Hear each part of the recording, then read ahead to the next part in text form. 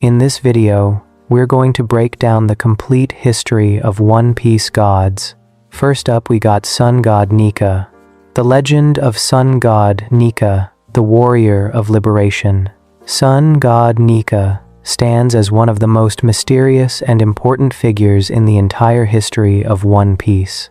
This legendary warrior was worshipped by slaves from ancient times, and his story has been passed down through generations, despite the world government's best efforts to erase every trace of his existence from the world. The legend speaks of a heroic figure who brought freedom, joy, and laughter to those who suffered the most, and whose very name was considered so dangerous that it had to be wiped from history itself. The first time anyone in the modern era spoke openly about Nika was during the raid on Onigashima.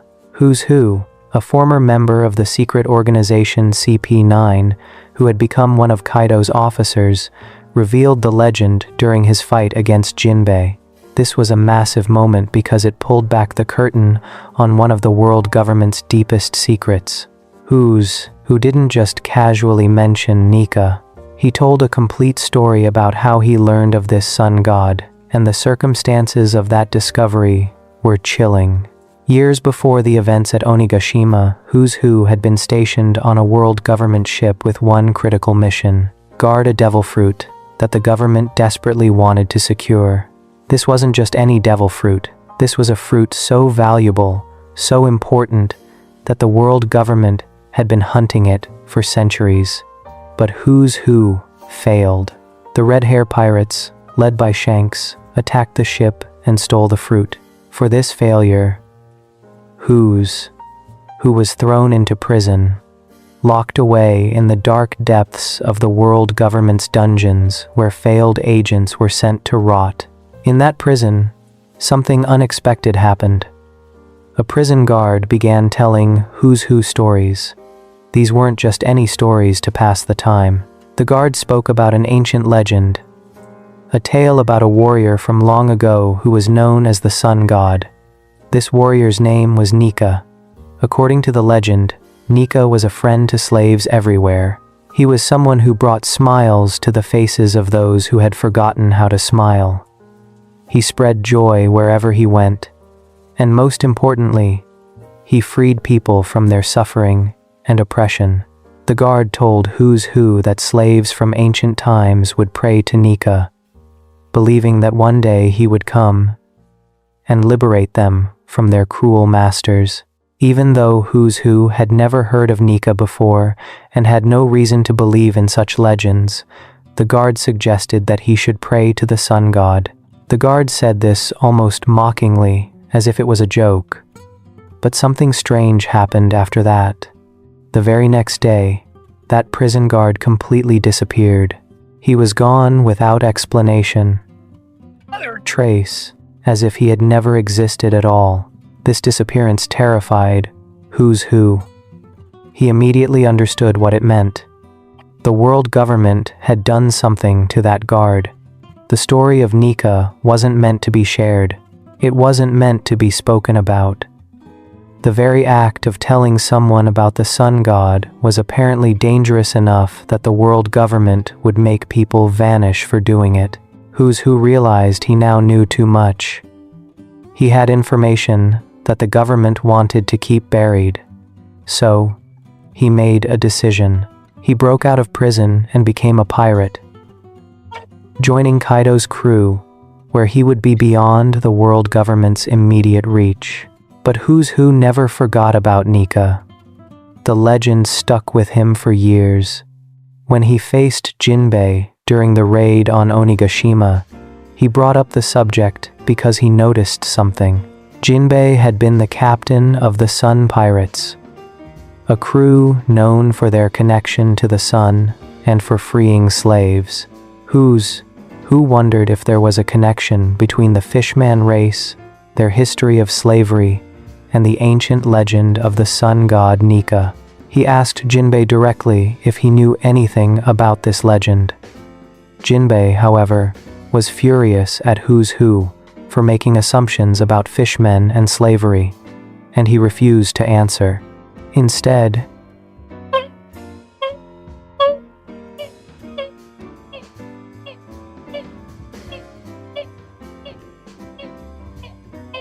He delivered a devastating blow that ended their conversation permanently. The legend that Who's Who revealed matched information that would later be confirmed by Dr. Vegapunk, the world's greatest scientist. According to Vegapunk, Nika's existence is only mentioned in the most ancient of texts. Modern documents contain no reference to him whatsoever. This wasn't an accident or the natural passage of time erasing old stories. The world government deliberately and systematically erased Nika from history. They removed his name from every book, every record, every piece of documentation they could find. The only reason any knowledge of Nika survived at all was because some groups managed to pass down the legend orally, from parent to child, from generation to generation, keeping the story alive even when it existed nowhere in written form. Two groups in particular preserved the legend of Nika. The first was the Buccaneer race, a group of people who are now nearly extinct. Bartholomew Kuma, one of the few remaining buccaneers, was a true believer in the legend of Nika. He taught his adopted daughter Jewelry Bonnie about the sun god, explaining that Nika was a warrior of liberation who would one day save people from their suffering. Kuma even showed Bonnie a specific pose and taught her about a special rhythm that Nika supposedly laughed to, something called the Drums of Liberation. For the Buccaneers, Nika wasn't just a story. It was a source of hope that kept them going even as their entire race was being wiped out by the world government. The second group that preserved Nika's legend was the Giants of Elbaf. These massive warriors from the legendary Giant Kingdom had their own version of the Nika story, and they worshipped the sun god as part of their culture and traditions. The Giants celebrated the death and rebirth of the sun through something called the Winter Solstice Festival. When Monkey D. Luffy arrived at Elbaf in his awakened form, the giants Dory and Brogy immediately recognized what they were seeing. They called Luffy the sun god and confirmed that his appearance matched how Nika was described in their legends. However, the giants' understanding of Nika was complicated. They had access to an ancient sacred text called the Harley, which contained information about the history of their world. According to the Harley, the world had been destroyed twice before. Both times, Nika was present during these destructions. This created confusion among the giants because they couldn't agree on what role Nika played. Was he a savior who tried to save the world? Or was he a destroyer who brought about the world's end? Different giants had different interpretations of the same legends, and this led to some of them worshipping Nika as a liberator, while others feared him as a force of destruction. Despite these different interpretations, certain details about Nika remained consistent across all versions of the legend. Nika was described as having a distinctive appearance. He was tall and lanky, with long, noodly limbs that seemed to stretch. His hair was shaped like flames, giving him a wild and distinctive look. He wore something on his thighs, though exactly what this was isn't clear from the legends. Most importantly, he always carried weapons. In some depictions, he held a long spear in one hand and a short blade in the other. In the Elbaf version of the legend, he wore a kilt-like garment with a sash around his waist and a scarf made of cloud. In this version, he carried a sword and shield instead of a spear. Nika's personality was just as important as his appearance. Every version of the legend agreed that Nika was heroic and kind. He was a friend to slaves and oppressed people everywhere. He was beloved by those who suffered because he brought them something precious: hope. The legend said that Nika would bring smiles to people's faces and spread joy wherever he traveled. This wasn't just about making people temporarily happy. It was about giving them genuine freedom and liberation from whatever was holding them down. Nika represented the idea that no matter how dark things got, no matter how hopeless the situation seemed, freedom was always possible. The legend also described Nika's fighting abilities. He was said to be a great warrior, skilled in combat and capable of defending those who couldn't defend themselves. But his most distinctive trait was something unusual. His body had the properties of rubber. This rubber-like body allowed Nika to fight in creative and unpredictable ways. He could stretch and bend and move in ways that normal people couldn't. There was supposedly no limit to what he could do in a fight because his rubber body gave him complete freedom to fight however he wanted. This made him incredibly dangerous to his enemies and incredibly valuable to those he protected. The legend spoke of another distinctive trait that Nika possessed: a special rhythm. This rhythm was called the Drums of Liberation, and it was connected to Nika's laughter and his very presence. When Nika fought or moved or simply existed, there was a drum beat that accompanied him. This wasn't a literal drum that he carried. It was something deeper, something connected to his essence as the sun god. Those who believed in Nika, like Bartholomew Kuma, knew this rhythm and could mimic it. It became a way of honoring Nika and keeping his memory alive, even when speaking his name was forbidden. The reason the world government worked so hard to erase Nika from history becomes clear when you understand what he represented. Nika was the ultimate symbol of freedom and liberation. He stood for everything the world government opposed. The world government's entire power structure was built on control, on maintaining order, on keeping certain people in positions of authority while others remained oppressed.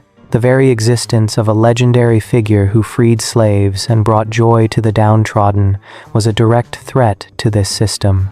If people believed in Nika, if they believed that liberation was possible, they might start fighting for their own freedom. They might start resisting the world government's control. This is why the world government, particularly the Five Elders and Imu, saw Nika as such a dangerous threat. It wasn't just about a legend or a story. It was about what that legend represented and what it could inspire people to do.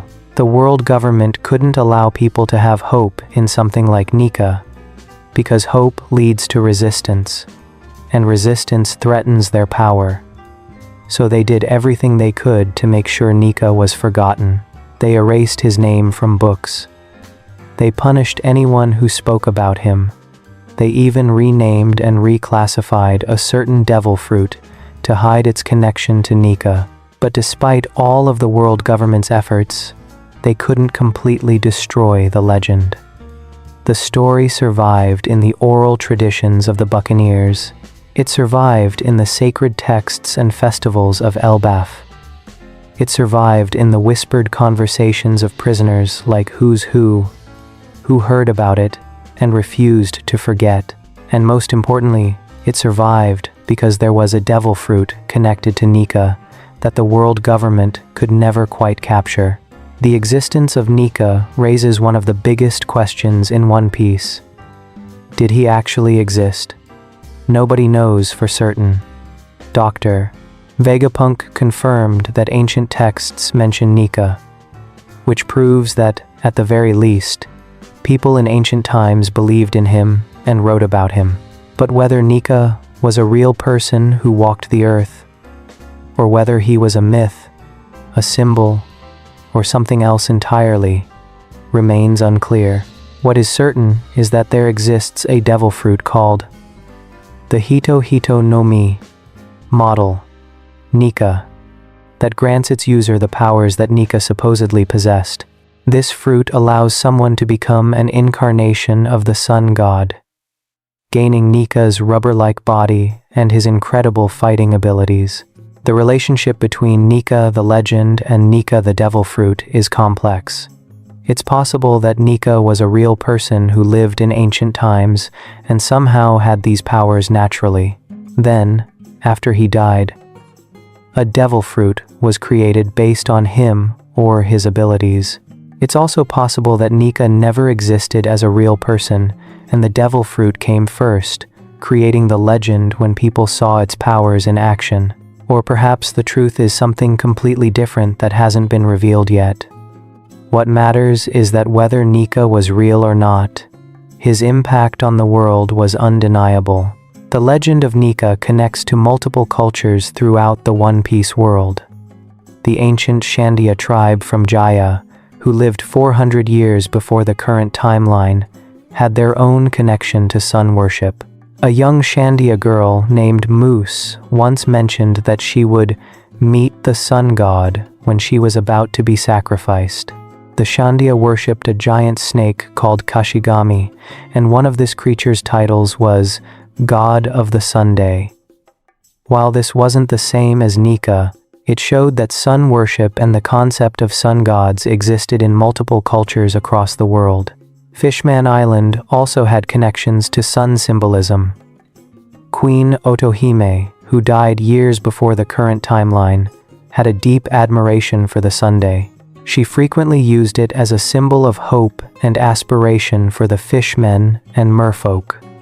The Sun Pirates, founded by Fisher Tiger after he freed slaves from Mary Geoz, took their name and symbol from the Sunday. Fisher Tiger himself could be seen as someone who embodied what Nika represented. He was a liberator who freed slaves and brought hope to the oppressed. Whether Fisher Tiger knew about the legend of Nika is unknown, but his actions certainly matched what the sun god was supposed to do. The legend of Nika teaches us something important about the One Piece world. Information can be suppressed and erased, but ideas are much harder to kill. The world government had centuries to destroy every trace of Nika. They had unlimited resources and absolute authority. They could make people disappear just for speaking about the sun god. And yet, the legend survived. It survived because people needed it. Slaves needed to believe that someone would come to free them. The oppressed needed to believe that liberation was possible. The buccaneers needed to believe that their suffering had meaning and that someday a warrior would arrive to save them. This is why Nika matters so much to the overall story of One Piece. He represents hope in its purest form. He represents the idea that no matter how powerful the forces of oppression become, no matter how thoroughly they try to control and suppress people, freedom will always find a way. The legend of Nika survived for centuries despite everything working against it. And now, in the current timeline, that legend has come back to life in an unexpected way. When Monkey D. Luffy awakened his devil fruit during his battle with Kaido, he transformed into something that looked exactly like the ancient descriptions of Nika. He took on the appearance that Who's Who described. He moved with the freedom and joy that the legends spoke about. He even struck the exact pose that Bartholomew Kuma had taught his daughter when explaining what Nika looked like.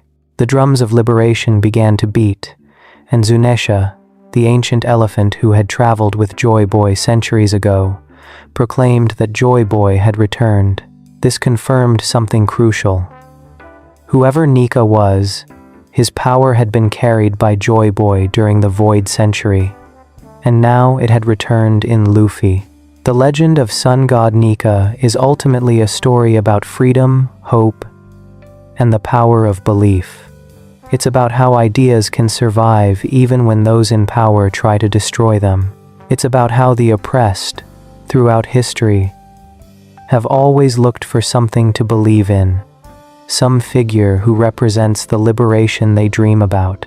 Whether Nika was a real person or not doesn't change the fact that his legend gave people hope for centuries. And now that legend has become reality once again, carried by a young pirate who fights not for treasure or glory, but to make his friends smile and to free people from whatever holds them back. That's what Nika was always supposed to be. A warrior of liberation who brings joy to the world. Before we move on, make sure to subscribe if you're enjoying this breakdown. Moving on, we have Hito Hito no Mi model. The Hito Hito no Mi model, Nika, the devil fruit of the sun god. The Hito Hito no Mi model, Nika, is one of the most important and mysterious devil fruits in the entire world of One Piece. This fruit carries the power of the legendary sun god Nika, granting whoever eats it abilities that the world government fears more than almost anything else. For centuries, this single devil fruit has been at the center of a massive conspiracy, a deliberate campaign of lies and deception designed to hide its very existence from the world.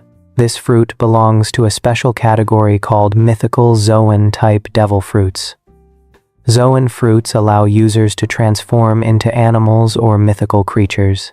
Regular Zoan fruits might let you turn into a leopard or a giraffe.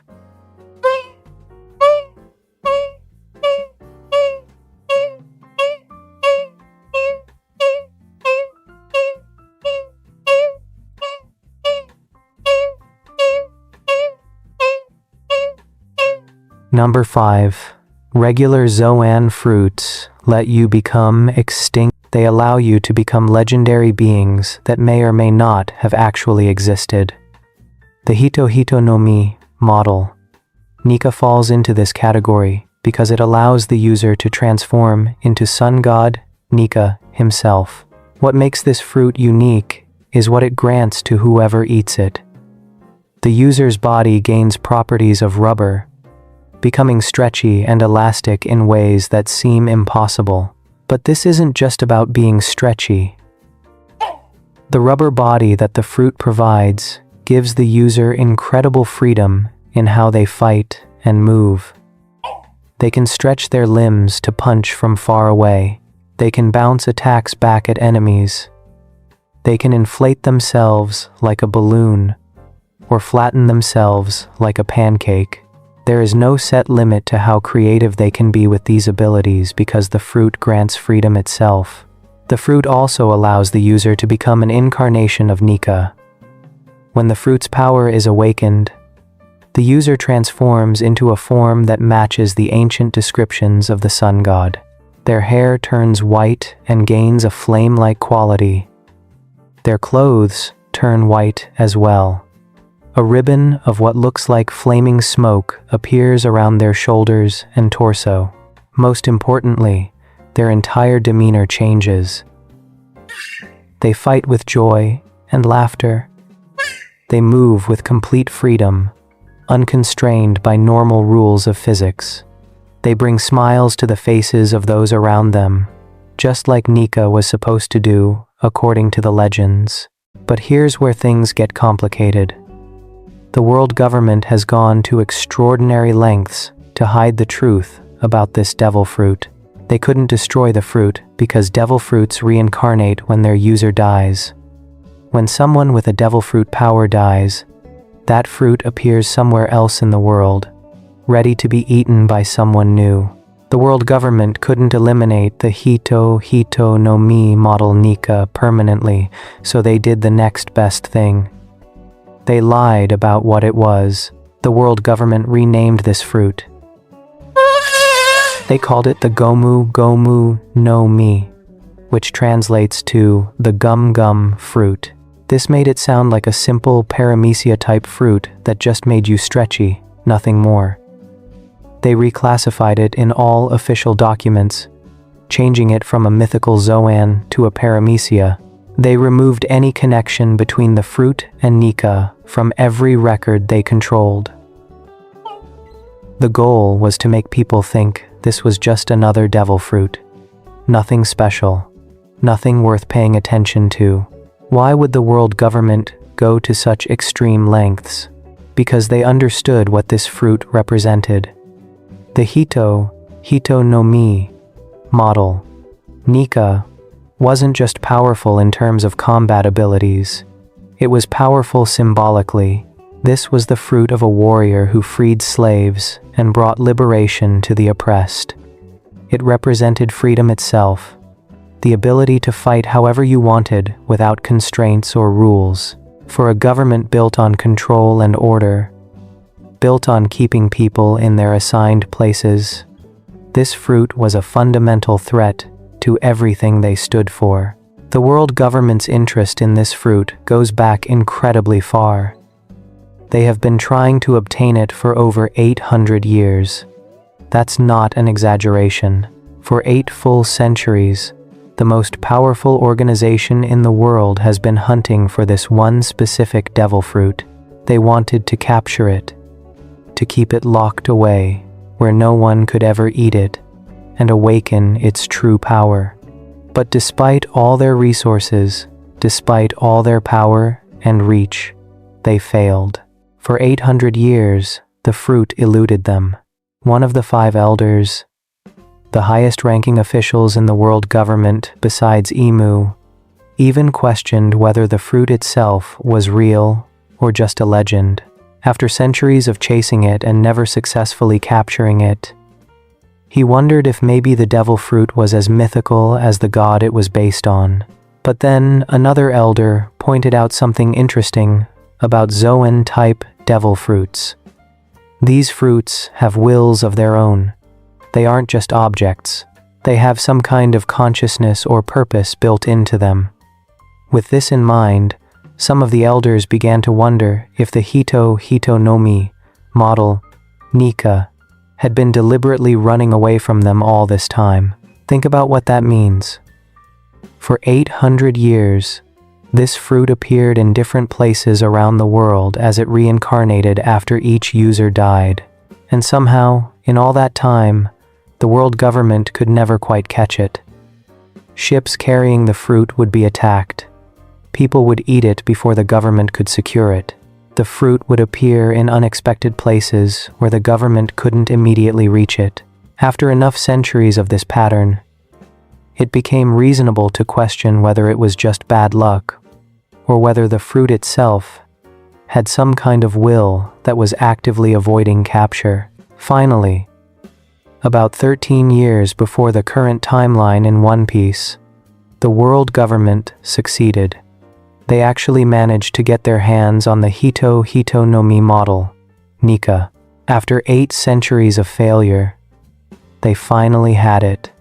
The fruit was being transported on one of their ships, guarded by CP9 agents, including Who's Who. This should have been the moment when the world government's centuries-long hunt ended in success. They had the fruit. All they had to do was transport it safely to wherever they planned to keep it locked away forever. But then something unexpected happened. The Red Hair Pirates attacked the ship. Shanks and his crew fought their way through the government's defenses and stole the devil fruit. Who's Who, the agent responsible for guarding it, failed to prevent the theft. For this failure, he was thrown in prison, where he eventually learned about the legend of Nika from a guard. The fruit that the world government had spent 800 years hunting was stolen right out from under them, and it disappeared once again. The Red Hair Pirates took the fruit with them. Nobody knows exactly why Shanks wanted this specific fruit, or if he even knew its true nature. The world government had renamed it, and hidden its real identity so thoroughly that even members of the 4 emperors and their crews didn't seem to know what it actually was. Shanks might have just thought he was stealing a paramecia-type fruit that made you stretchy. Or he might have known more than he let on. The truth about what Shanks knew and why he took that fruit remains one of the great mysteries of One Piece. What happened next changed everything. The Red Hair Pirates docked at a small village called Fuchsia Village in the East Blue. They kept the devil fruit with them, probably stored somewhere on their ship or in the tavern where they spent time. And in that tavern was a young boy, just 7 years old, named Monkey D. Luffy. Luffy admired Shanks and wanted to become a pirate himself someday.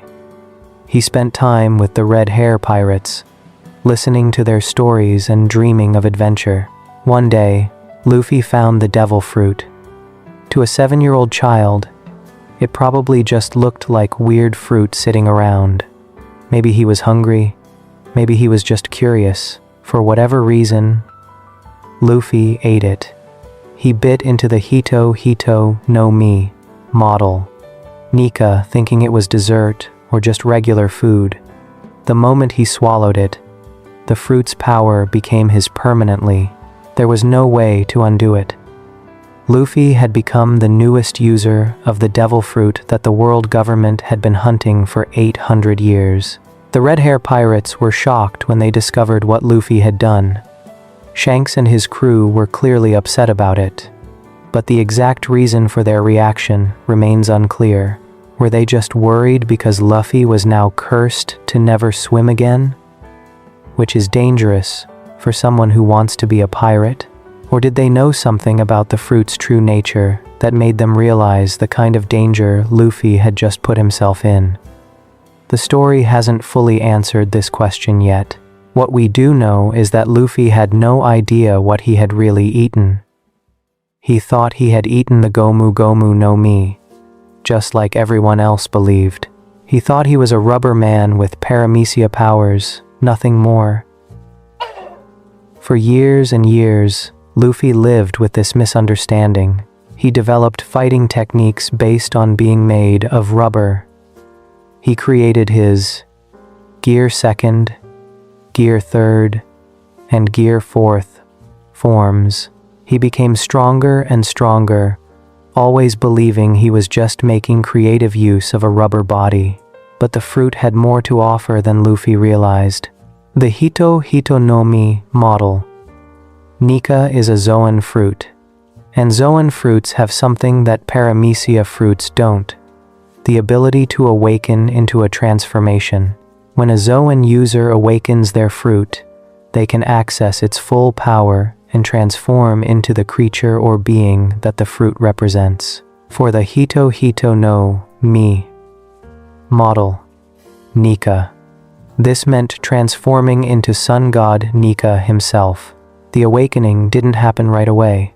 Luffy fought for years without ever awakening his fruit's true power. He defeated powerful enemies, survived impossible situations, and pushed himself to his absolute limits again and again. But the awakening never came. This matches what the 5 elders said about the fruit not awakening for centuries. Even though people had eaten it during those 800 years, none of them had managed to awaken it and access its full Nika transformation. The fruit remained dormant, its true nature hidden even from those who possessed it. Everything changed during Luffy's battle with Kaido on the roof of Onigashima. This fight pushed Luffy further than he had ever been pushed before. He fought with everything he had, using every technique and every form he had developed over the years. He lost. Kaido defeated him and knocked him off the floating island. But Luffy got back up and fought again. This happened multiple times. Luffy kept losing and kept getting back up, refusing to give up even when it seemed impossible to win. Then came the final clash. Luffy was fighting Kaido with everything he had left when CP0 agents interfered in the battle. One of them struck Luffy at a critical moment, creating an opening for Kaido to land a devastating attack. This attack hit Luffy so hard that his heart stopped beating. For a moment, Monkey D, Luffy was essentially dead. His crew below could sense it. The voice of his heartbeat that some could hear with observation. Haki went silent, but then something miraculous happened. Luffy's heartbeat started again, but it sounded different. Instead of a normal heartbeat, it had a rhythm to it, a drumbeat pattern. This was the drums of liberation that the legends spoke about. At the same moment, Luffy's devil fruit awakened for the first time in centuries. His body and mind finally caught up with what his devil fruit truly was. The Hito Hito no Mi model, Nika revealed its real nature, and Luffy transformed into Gear 5th. This transformation was unlike anything Luffy had done before. His hair turned completely white and gained a flame-like quality. His clothes turned white. A ribbon of flaming clouds appeared around his shoulders. His entire body became more elastic and fluid than ever before, able to bend and stretch and move in ways that seemed to defy all logic and physics. But the most noticeable change was in Luffy's demeanor. He fought with pure joy and laughter. He smiled constantly. He moved with complete freedom, doing things that shouldn't be possible just because he wanted to. When this transformation happened, Zunisha, the ancient elephant who had traveled with Joy Boy during the Void Century, immediately recognized what was happening. From far away, Zunisha proclaimed that Joy Boy had returned. This confirmed something crucial. The previous user of the Hito no Mi model, Nika, before Luffy was Joy Boy himself. Joy Boy had carried this power 800 years ago during the Void Century. He had used it during the Great War between the Great Kingdom and the 20 kingdoms that would become the world government. The awakening of the Hito no Mi model, Nika grants abilities that seem almost ridiculous in their scope. In his Gear 5th form, Luffy can do things that make no physical sense. He can turn the ground into rubber.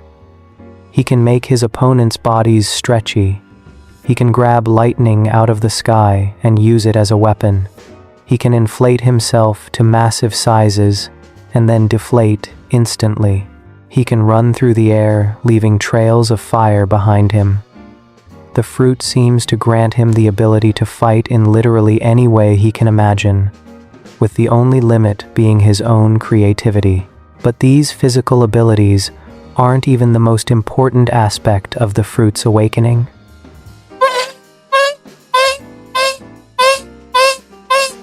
When Luffy transforms into Gear 5th, he becomes liberation itself. People who see him fight in this form feel their spirits lifted.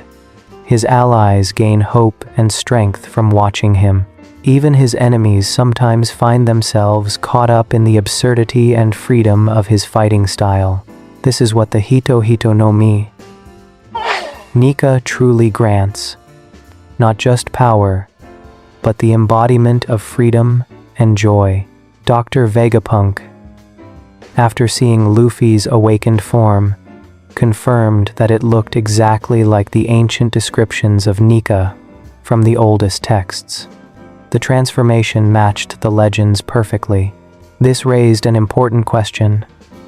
Was Nika a real person whose essence was captured in this devil fruit?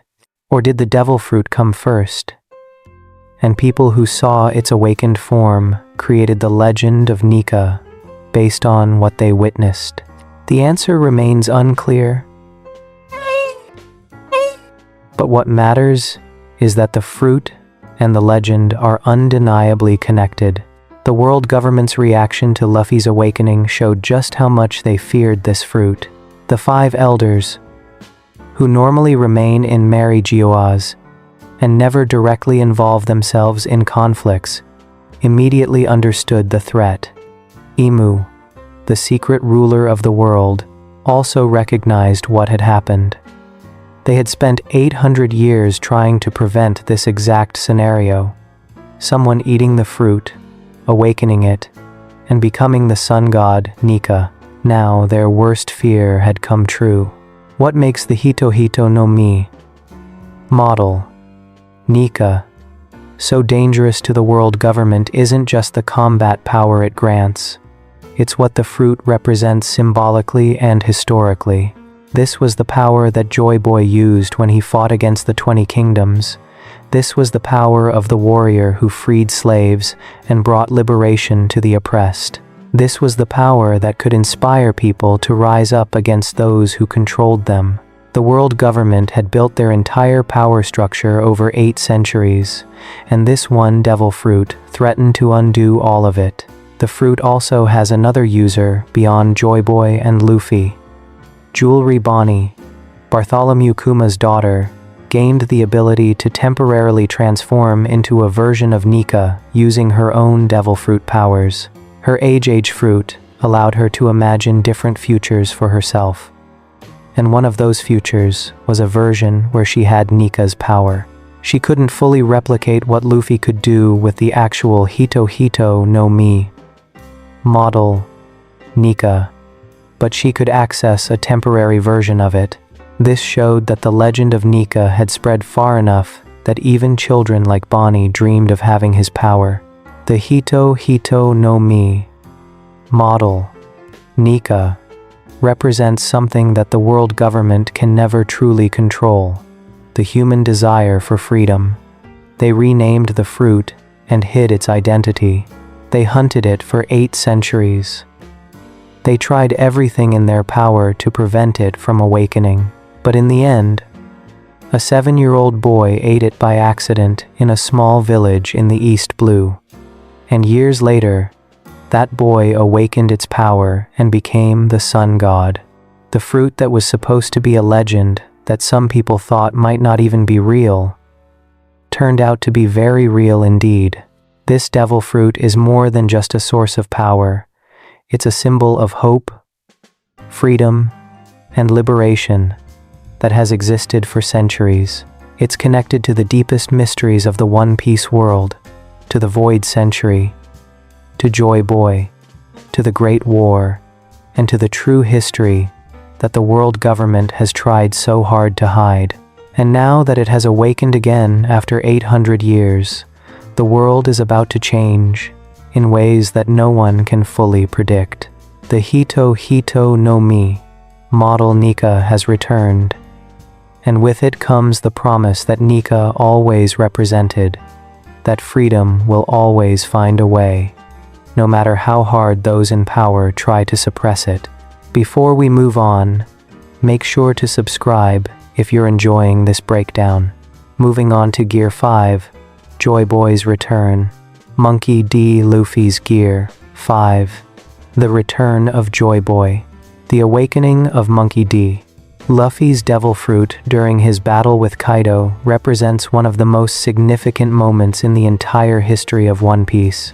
This wasn't just another power-up or a new technique that Luffy developed through training. This was the moment when the true nature of his devil fruit finally revealed itself after being hidden for over 800 years.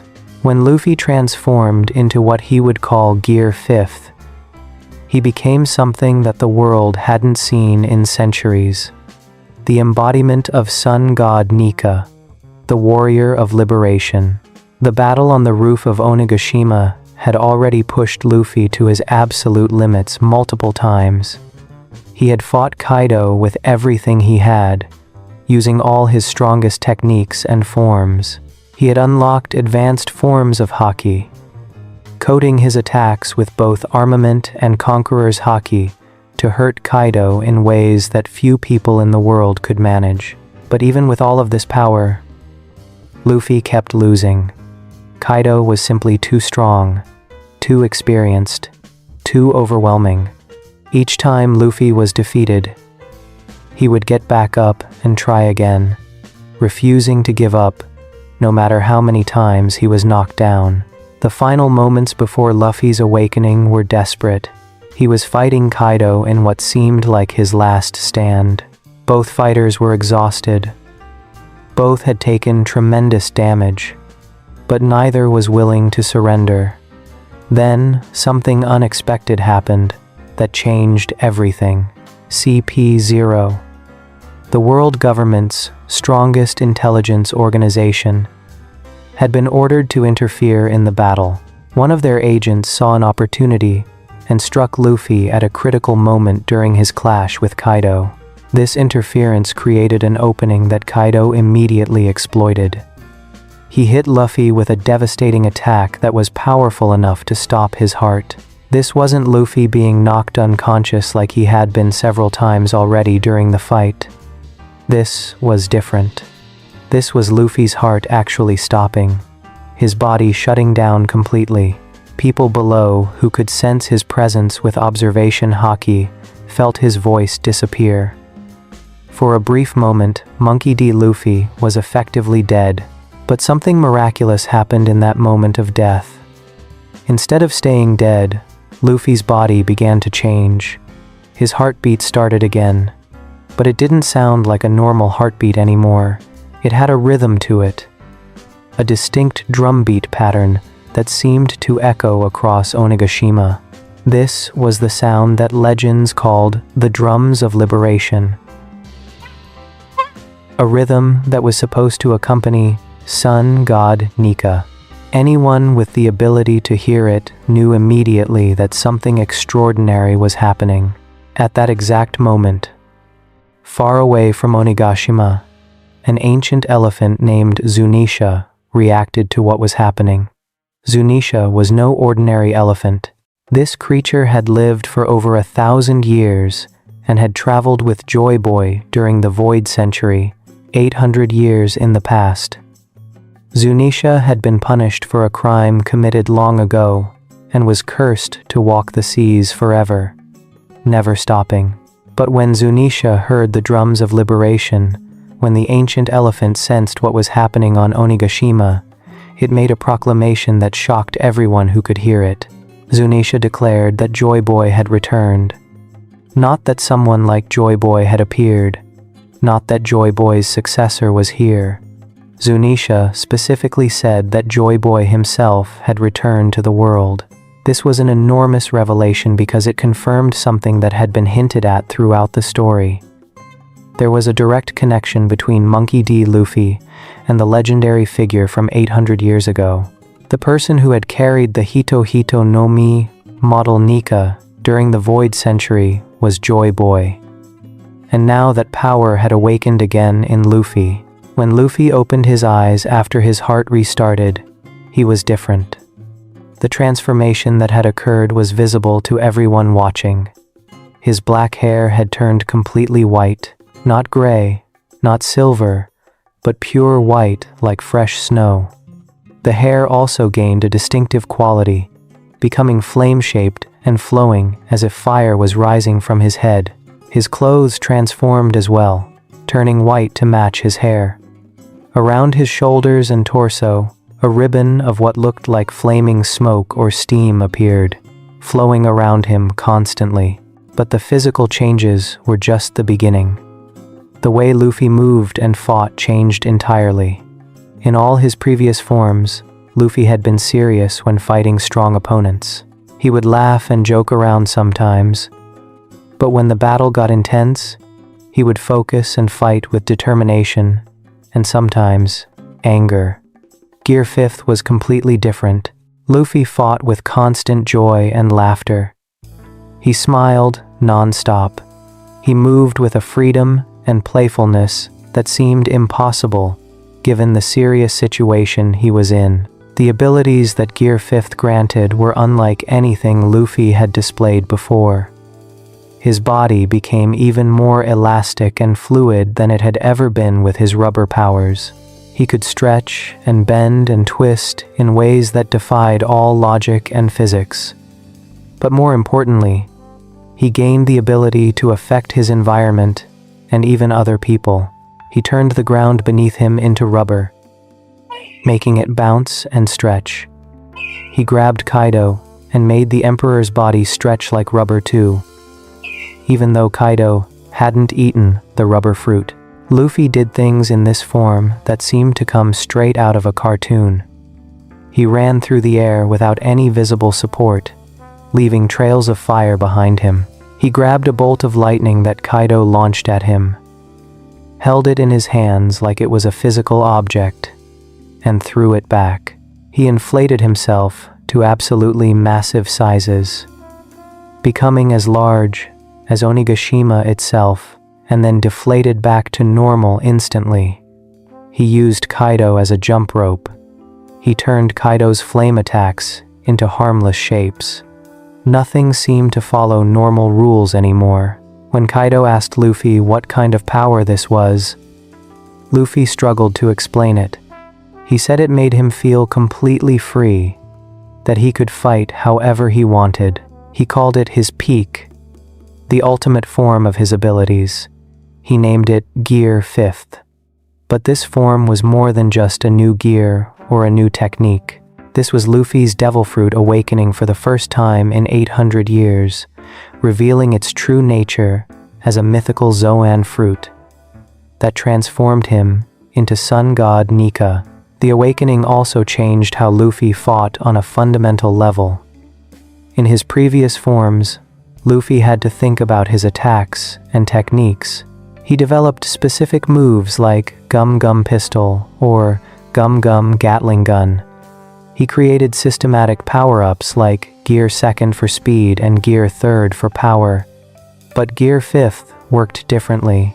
Luffy could do whatever he imagined, fighting in completely unpredictable ways based on whatever felt fun or effective in the moment. The only limit was his own imagination. This freedom extended beyond just Luffy himself. His awakening affected everything around him. The ground became bouncy. Objects could be stretched and manipulated. Even his opponents found themselves subject to cartoonish physics that shouldn't be possible.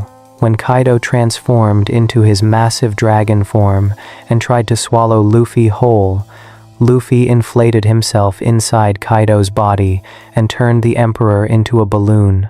These weren't techniques that Luffy had practiced or developed. They were things he did spontaneously, powered by the fruit's awakening. After defeating Kaido, Luffy struck a pose that was significant for multiple reasons. He stood in a specific way, with his arms and legs positioned in a manner that matched exactly how Who's Who had described Nika's appearance. It also matched the pose that Bartholomew Kuma had taken when teaching his daughter Bonnie about the sun god. This wasn't a coincidence. The awakened form of the Hito no Mi model, Nika naturally led its user to move and pose in ways that matched the ancient legends, as if the fruit itself remembered how Nika was supposed to look and act. The transformation had another important effect. It brought joy to Luffy's allies. When his crew and friends saw him fighting in this form, they felt their spirits lift.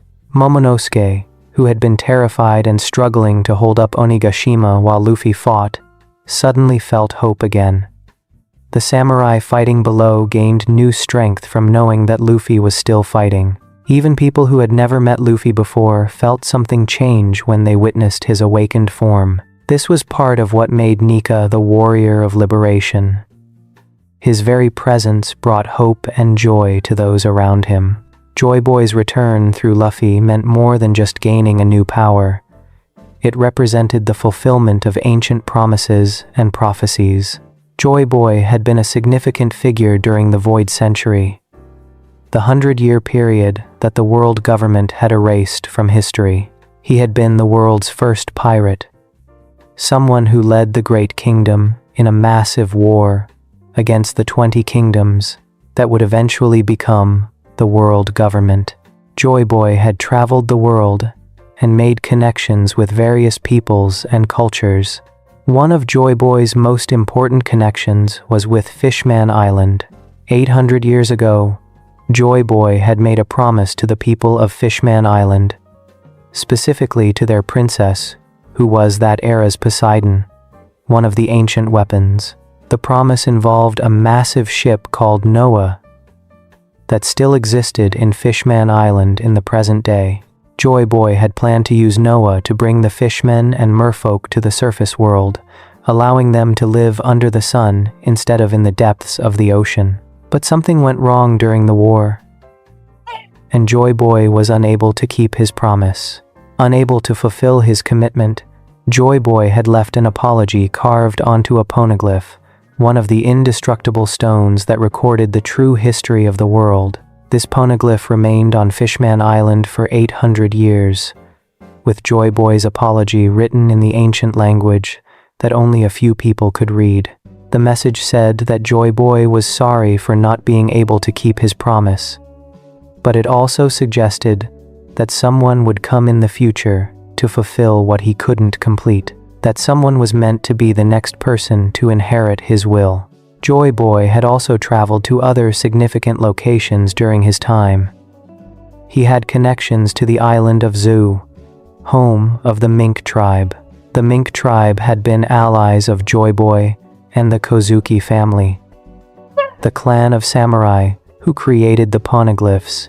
Joy Boy had also reached the final island of the Grand Line, a place that would later be named Laugh Tale. On this island, Joy Boy had left something behind, a treasure of some kind that people would eventually call the One Piece.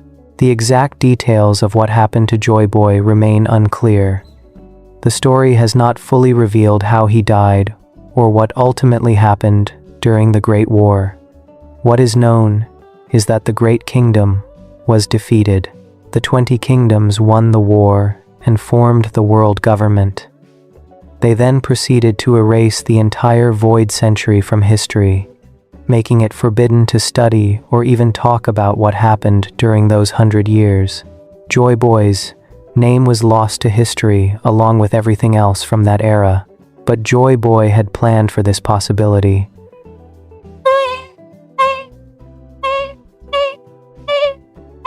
Before his defeat, he and his allies had created the poneglyphs, indestructible stones that recorded the true history. These stones were scattered across the world, hidden in various locations where they might be preserved and protected. The Kozuki family, skilled stonemasons from Wano, had created these stones. A member of the Nefertari family, one of the 20 royal families that won the war, had then distributed them across the world instead of allowing them to be destroyed. This ensured that even if the world government erased everything else, the truth would survive somewhere. The connection between Joy Boy and the Hito Hito no Mi model, Nika, is absolute. Joy Boy had eaten this fruit during the Void Century.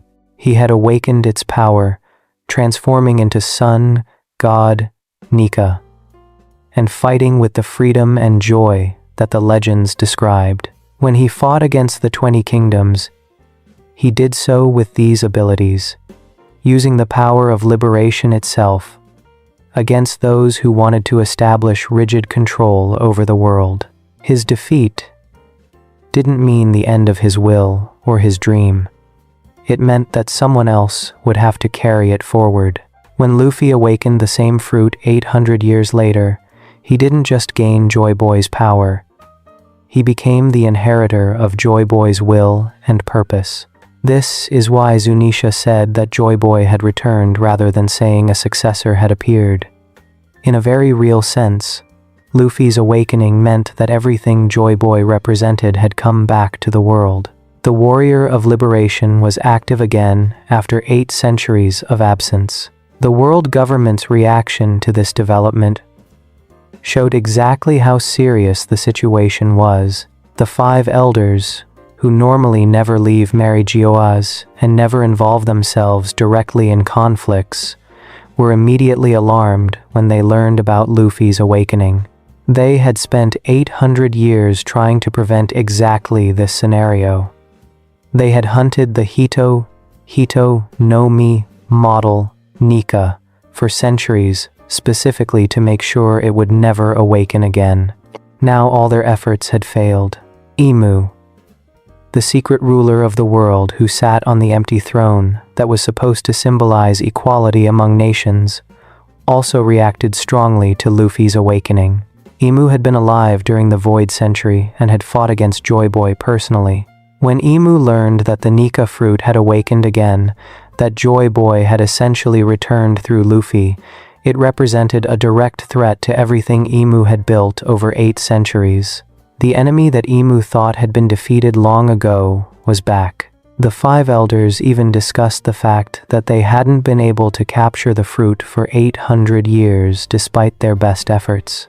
One of them mentioned that the fruit seemed to have its own will, actively avoiding the world government.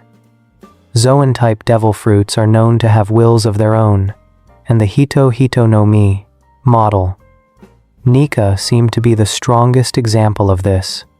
The fruit had evaded capture for centuries, and now it had awakened in someone who shared Joy Boy's dream of freedom.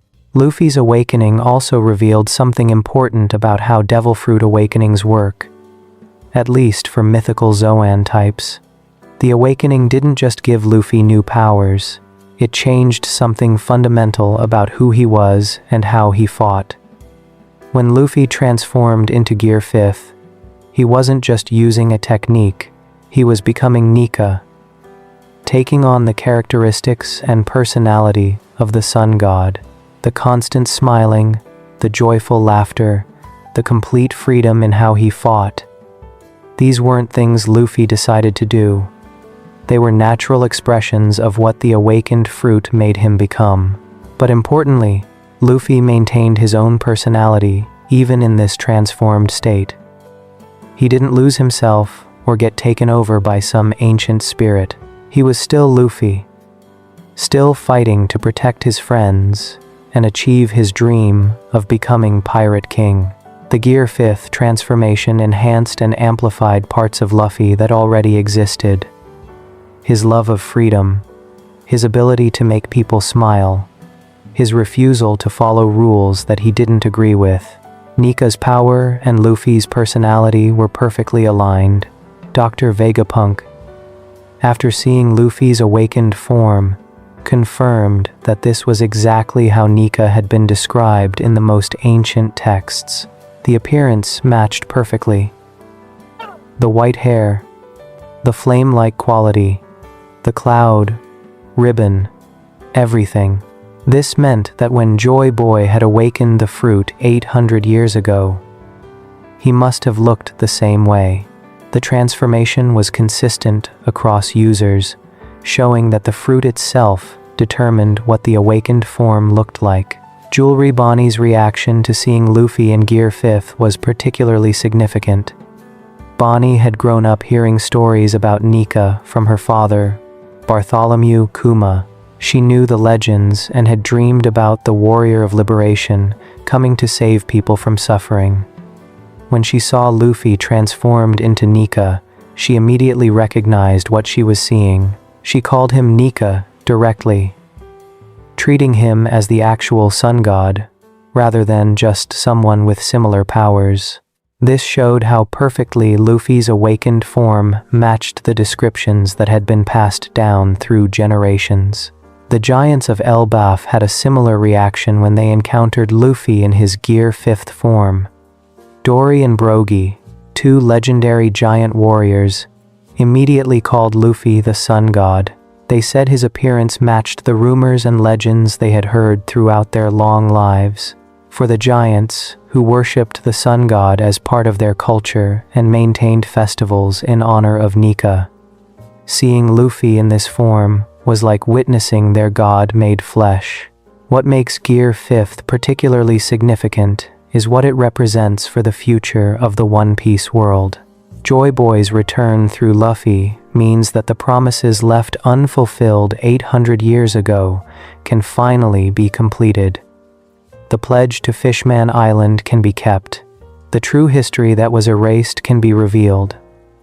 The oppressive system that the world government built can be challenged by someone with the power to actually change things. The warrior of liberation has returned at a time when the world desperately needs liberation. The awakening also revealed that Luffy's entire journey had been building toward this moment. Every battle he fought, every friend he made, every challenge he overcame, was preparing him to awaken the fruit. His body and mind had to catch up with what his devil fruit truly was. He had to develop strong enough haki, grow powerful enough physically, and most importantly, develop the right mindset and spirit to be worthy of carrying Nika's power. The awakening didn't happen randomly or by accident. It happened when Luffy had finally grown into someone who could properly wield the Warrior of Liberation's abilities. Luffy's use of Gear 5th after the battle with Kaido showed that he could control when to activate the transformation. It wasn't something that happened automatically or that he couldn't turn off.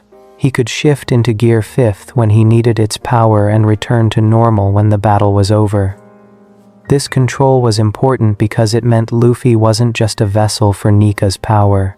He was the master of it, using it according to his own will and judgment. The return of Joy Boy through Luffy's awakening represents hope for everyone who has been waiting for change in the One Piece world. The slaves who still pray to Nika, hoping for liberation. The fishmen and merfolk who dream of living under the Sunday. The minks and the samurai of Wano, who have been allies of Joy Boy's cause for generations. The buccaneers who passed down Nika's legend, even as their race was being exterminated. All of these groups and more have been waiting for 800 years for Joy Boy to return and finish what he started. When Zunisha proclaimed that Joy Boy had returned, it wasn't just a statement about Luffy gaining new powers. It was an announcement that an 800-year wait was finally over. The warrior who had fought for freedom during the Void Century was back in the world, ready to complete the mission that had been interrupted so long ago. Everything that Joy Boy represented, freedom, liberation, joy, and the will to stand against oppression, had returned in the form of a young pirate, wearing a straw hat, fighting not for treasure or glory, but to make his friends smile and to be the freest person in the world. Before we move on, make sure to subscribe if you're enjoying this breakdown. Moving on to Enel. Enel, the self-proclaimed god of Skypiea. Enel stands as one of the most powerful and terrifying villains the Straw Hat Pirates faced during their journey through the first half of the Grand Line. He ruled over Skypiea as its self-proclaimed god, wielding abilities so devastating that the people who lived under his reign believed he truly was an immortal, all-powerful deity. His 6-year rule over the Sky Islands was marked by fear, oppression, and the constant threat of divine punishment that could strike anyone at any moment. Understanding Enel's story requires looking at where he came from, how he gained his power, what he did with that power, and where his journey ultimately took him. Enel was not originally from Skypiea. He came from another sky island called Birka, a place that existed somewhere in the White Sea, high above the Blue Sea, where most of the One Piece world lives. Birka was home to one of the winged races, people who had small wings pointing downward on their backs. These Sky Island residents had lived in their isolated communities for generations, maintaining their own cultures and ways of life, far removed from the conflicts and politics of the world below. But Enel was not content with life on Birka. At some point in his past, he obtained one of the most powerful devil fruits in existence, the Goro Goro no Mi, also known as the Rumble Rumble fruit. This Logia-type devil fruit granted Enel the ability to create, control, and transform into electricity. With this power, Enel could generate massive bolts of lightning, move at incredible speeds by transforming into electrical current, and strike down enemies from great distances. The Rumble Rumble fruit is considered one of the most powerful devil fruits because electricity is such a naturally destructive and difficult to counter force. What Enel did with this power on Birka was horrific. He destroyed his entire homeland. Using the Rumble Rumble fruit's abilities, Enel unleashed devastating electrical attacks that obliterated Birka completely. The Sky Island that had been his home was annihilated, its buildings destroyed, its people killed. Why Enel did this remains a mystery. The story has never fully explained what motivated him to commit such an extreme act of destruction against his own people. Whatever his reasons, Enel left Birka as a smoking ruin and departed with a group of followers who had survived the destruction. 6 years before the Straw Hat Pirates arrived at Skypiea, Enel and his followers reached this other sky island. At that time, Skypiea was ruled by a man named Ganfall, who held the title of god. In Skypiea's culture, God was not a religious title claiming divine status. It was simply what they called their ruler, the person who governed the Sky Islands. Ganfall had been a relatively benevolent leader who tried to maintain peace between the Skypieans who lived on Angel Island and the Shandians who had been fighting for 400 years to reclaim their homeland of Upper Yard. Enel attacked Skypiea with overwhelming force. Ganfall tried to defend his people, but he was no match for someone with the power of the Rumble fruit. Enel defeated Ganfall and overthrew him, claiming the position of god for himself. Unlike Ganfall, who had seen the title as a responsibility to lead and protect his people, Enel genuinely believed himself to be a god in the literal sense. He thought he was divine, immortal, and superior to all other beings. His power made this delusion easy to maintain, because almost no one could stand against him. After taking control of Skypiea, Enel settled in Upper Yard with his warriors and servants. This made the island even more forbidden than it had been before. Under Ganfall's rule, Upper Yard had been a sacred place, but people could at least approach it under certain circumstances. Under Enel's rule, Upper Yard became completely off-limits. Anyone who set foot on the island without permission faced divine punishment, which usually meant death by lightning strike. The Skypieans lived in constant terror, and the Shandians found their already difficult war to reclaim their homeland had become nearly impossible.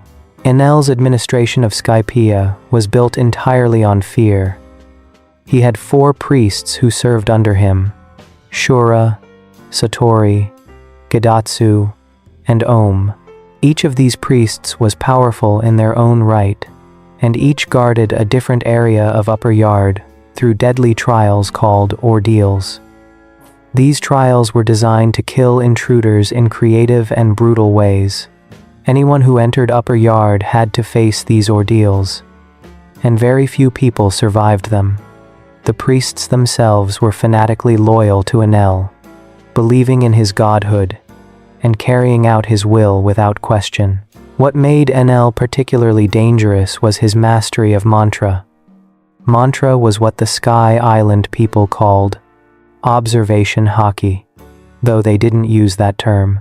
This ability allowed Enel to sense the presence of people around him, predict their movements, and even hear conversations from great distances. Enel had developed his mantra to an exceptional level. He combined it with his ability to sense electrical fields, allowing him to hear almost everything that happened across Skypiea.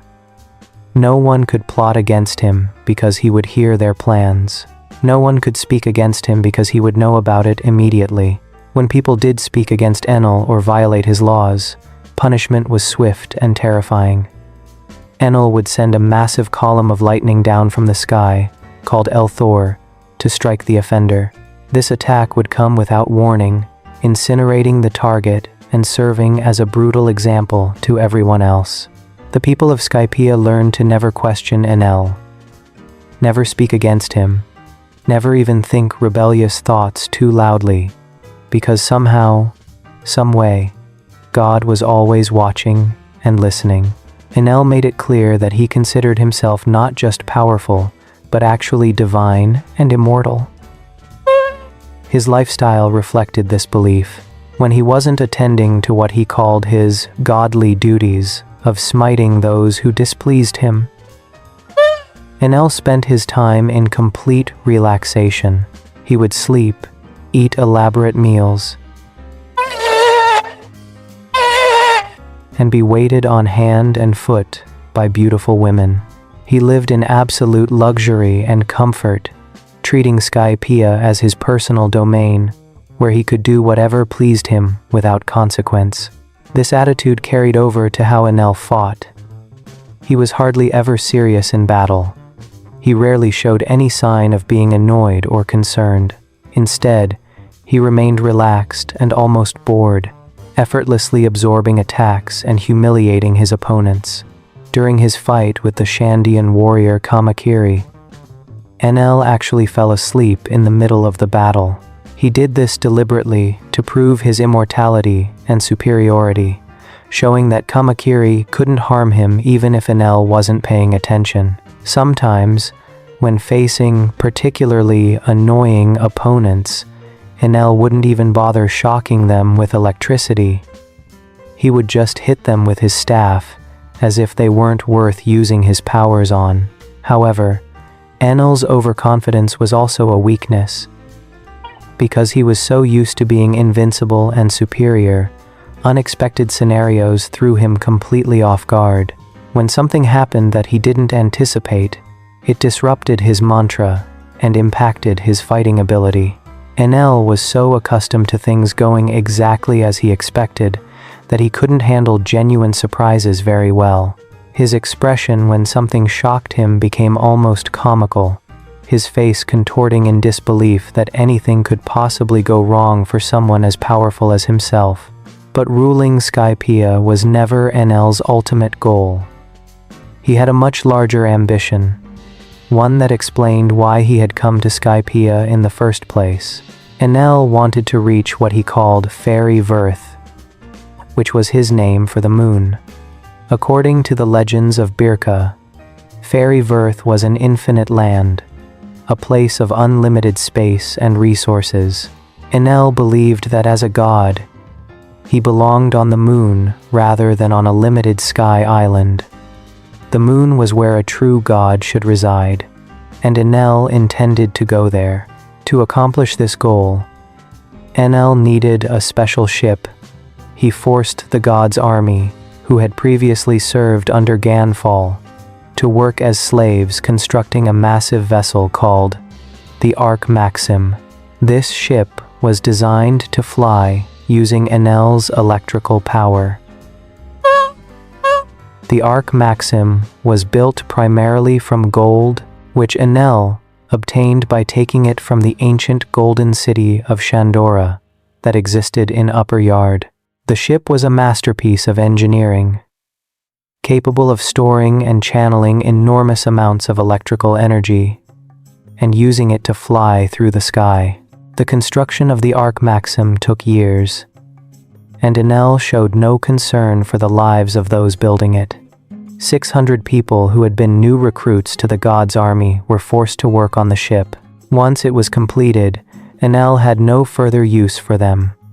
He attacked and defeated all 600 of these workers, disposing of them like garbage now that they had served their purpose. This casual mass murder demonstrated how little Enel valued human life, even the lives of people who had worked for him. When the Ark Maxim was finally finished, Enel revealed another part of his plan that shocked everyone who heard it. He intended to destroy all of Skypiea before leaving for the moon. Enel explained his reasoning with twisted logic. People living in the sky was unnatural. As God, he believed it was his job to maintain natural order, and that meant eliminating the sky islands and everyone on them. Only Enel himself would survive, traveling to Fairy Verth, where a true god belonged. Everyone else would die. To destroy Skypiea, Enel planned to use his most devastating attack, Rygo. This was a gigantic thundercloud that Enel would create using the Ark Maxim's power combined with his own abilities. The Rygo would unleash an apocalyptic lightning storm powerful enough to obliterate everything on Skypiea, leaving nothing behind. Enel prepared this attack with no hesitation, fully intending to murder everyone on the Sky Islands just because he could, and because his twisted worldview told him it was the right thing to do. The only thing that stopped Enel's plan was Monkey D. Luffy. When the Straw Hat Pirates arrived at Skypiea, they became entangled in the conflict between the Skypieans, the Shandians, and Enel's forces. During what Enel called his survival game, Luffy and his crew fought through the various priests and trials of Upper Yard. Enel treated the whole thing as entertainment, watching through his mantra and predicting how many people would survive. He predicted that 5 people would remain alive at the end: himself, the Shandian warrior Wiper, and 3 others. When Luffy finally confronted Enel directly, something happened that Enel could never have anticipated. Luffy was completely immune to Enel's electrical attacks. This was because Luffy had eaten the Gomu Gomu no Mi, which gave him a rubber body. Rubber doesn't conduct electricity, which meant that all of Enel's lightning-based attacks were useless against Luffy. For the first time in his life, Enel faced an opponent who could ignore his most powerful abilities. This threw Enel into complete shock. His face twisted in disbelief and horror. He couldn't understand how anyone could be immune to lightning. He tried attacking Luffy with different techniques, combining his lightning with physical attacks, but nothing worked the way it should. Enel's entire self-image was based on being invincible and unstoppable, and Luffy shattered that image just by existing. The expression on Enel's face when he realized Luffy could hurt him became one of the most memorable moments of the Skypiea arc. Despite this disadvantage, Enel still proved to be an incredibly difficult opponent. He was fast, skilled in combat, and had his mantra to predict Luffy's movements. He also had the Arc Maxim and could use its power to enhance his attacks. The battle between Luffy and Enel raged across Upper Yard and into the sky as they fought on and around the flying ship. Enel pulled out every technique he had, including attacks named after various gods from real-world mythology, showing the extent of his power and his obsession with godhood. During the fight, something truly shocking happened. The Shandian warrior Wiper managed to hit Enel with a rejectile, a weapon that could release devastating impact force. This attack, combined with Sea Stone, the material that negates Devil Fruit powers, should have been enough to kill Enel. In fact, it did stop his heart. Enel collapsed, apparently dead, but then Enel did something that seemed to prove he really was immortal. He used his electrical powers to restart his own heart, essentially bringing himself back to life through defibrillation. He stood back up, shocking everyone who thought they had finally defeated the tyrant god. This ability to restart his own heart showed just how versatile and dangerous the Rumble Rumble fruit was in Enel's hands. Most people who ate devil fruits used them for offense or defense. Enel had learned to use his electrical powers for something as complex as cardiac resuscitation, demonstrating a level of mastery and understanding of electricity that went far beyond simple combat applications. The final confrontation between Luffy and Enel came as Enel was preparing to unleash the Raigo and destroy Skypiea. The people of Skypiea, both the Skypieans and the Shandians, watched helplessly as the massive thundercloud formed above them.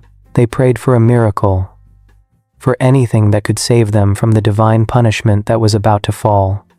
Luffy provided that miracle, fighting Enel with everything he had to protect the people of the Sky Islands.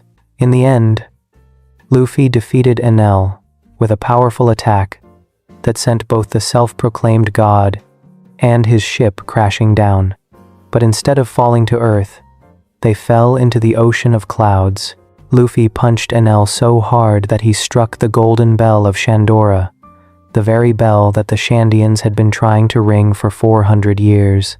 The sound of that bell ringing echoed across the sky, signaling not just Enel's defeat, but also the end of 4 centuries of war and suffering. Enel survived the defeat. His Logia powers and his durability allowed him to recover from Luffy's attacks. But rather than trying to retake Skypiea or seek revenge, Enel did something different.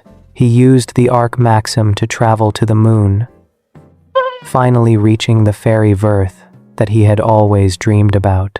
This journey became the subject of a cover story in the manga, showing what happened to Enel after his defeat in the main storyline. On the moon, Enel encountered several surprising things. First, he found space pirates who had been conducting some kind of business meeting on the lunar surface. These pirates attacked Enel, but they were no match for his electrical powers. He defeated them easily, showing that even in defeat, Enel remained one of the most powerful individuals in the One Piece world. His Rumble Fruit abilities were just as devastating on the moon as they had been on Skypiea. But the most significant discovery Enel made on the moon was a city, also called Birka. This lunar city had existed long ago and was connected to the Sky Island races. Enel found murals on the walls that told an ancient story. The murals showed that the Skypieans, Shandians, and Birkans, the three winged races of the Sky Islands, had all originally come from the moon. They had lived in a lunar city and had created small robots called automata to serve them. When the moon's resources were depleted, the inhabitants traveled down to the blue planet, what they called Earth, leaving their robotic creations behind. The automata had been dormant for centuries, but Enel's electrical powers inadvertently reactivated them. When his lightning struck the ancient machinery, it provided power to systems that had been offline for who knows how long. The automata awakened, and with them, the entire lunar city began to function again. The robots recognized Enel as someone significant, possibly because of his connection to Birka, or perhaps because his electrical powers were similar to whatever had powered them originally. The automata pledged their loyalty to Enel, giving him exactly what he had always wanted: a kingdom where he was truly recognized as God. Surrounded by loyal followers and standing on endless Varth, Enel had achieved his goal. The cover story ended with Enel standing tall as the leader of his new army, the automata declaring their allegiance to him. For a villain who had been defeated and driven from Skypiea, Enel's story had a strangely successful ending. He was one of the few major antagonists in One Piece to actually achieve his dream. This discovery on the moon also revealed important information about the history of the One Piece world. The fact that Sky Island people originally came from the moon connected to larger mysteries about the Void Century and ancient civilizations. Enel's journey to the moon and his discoveries there provided clues about where races like the Lunarians might have originated and how they connected to the broader history that the world government had tried to erase. Enel's character represents several important themes in One Piece. He embodies the danger of absolute power without accountability. With the Rumble Fruit and his mantra, Enel had the ability to do almost anything he wanted, and there was no one to stop him or tell him he was wrong. This led to him developing a god complex, genuinely believing himself to be superior to all other beings. His rule over Skypiea showed what happens when someone with immense power faces no opposition and has no moral compass to guide their actions. Enel also represents the theme of false gods and the distinction between power and divinity. He called himself God and demanded worship, but he was just a man with a powerful devil fruit. The title of God in Skypiea was a political position, not a claim of actual divinity, but Enel twisted it into something else. He confused having power with being worthy of worship, and he used fear and violence to maintain the illusion of godhood. The fact that Enel was defeated by Luffy, whose rubber body happened to be the perfect counter to electricity, shows another recurring theme in One Piece. There is no such thing as invincibility. Enel seemed unstoppable, and against most opponents, he would have been. But he encountered the one person in the world whose natural abilities made him immune to Enel's greatest strength.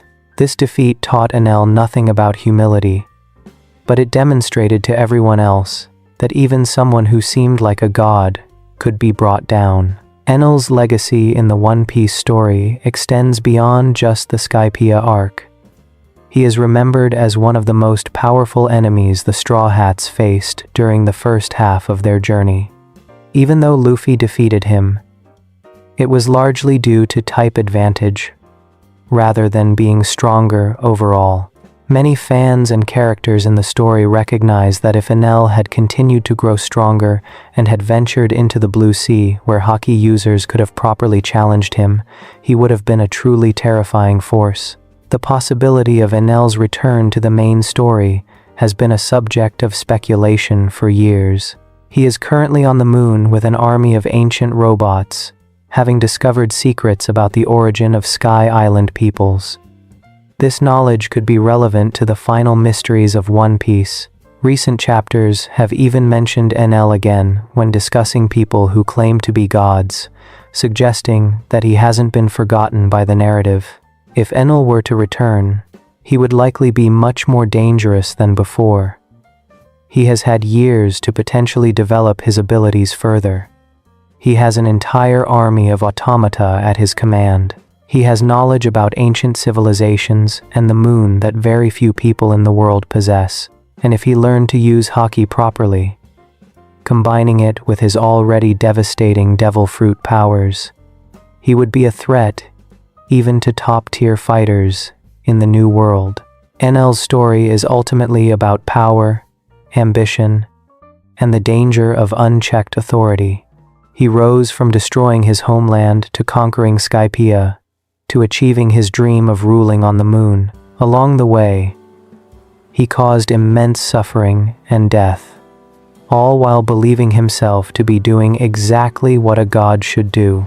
He represents everything wrong with the idea that might makes right, showing how someone with incredible power but no wisdom or compassion can become a monster who treats other people's lives as meaningless.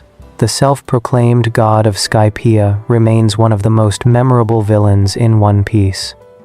Not just for his power, but for what he represented, the terrifying potential of someone who genuinely believes they are above all other forms of life and accountability. Before we move on, make sure to subscribe if you're enjoying this breakdown. Moving on to Title of God in Skypiea. The Title of God in Skypiea. Political power versus divine authority. The title of God in Skypiea represents one of the most interesting cultural elements in the entire One Piece world. For people living in the Blue Sea below, the word God carries religious and divine connotations, implying supernatural power and worship. But in Skypiea, 10,000 meters above the ocean, God is simply what they call their ruler. It's a political title, a position of governance, not a claim to actual divinity. Understanding this distinction is crucial to understanding the conflicts and dynamics of the Skypiea arc, particularly how Enel corrupted and twisted what the title was supposed to mean. In the culture of the Sky Islands, the title of God has been used for generations to refer to whoever rules over Skypiea. This includes both Angel Island, where most Skypieans live in their normal communities, and Upper Yard, the island that was blown up into the sky 400 years ago. The god is the supreme authority figure, the person who makes laws, settles disputes, and maintains order across the Sky Islands. It's functionally similar to how people in the Blue Sea might call their leader a king, emperor, or president. The word itself is different, but the meaning is largely the same. This is the person in charge.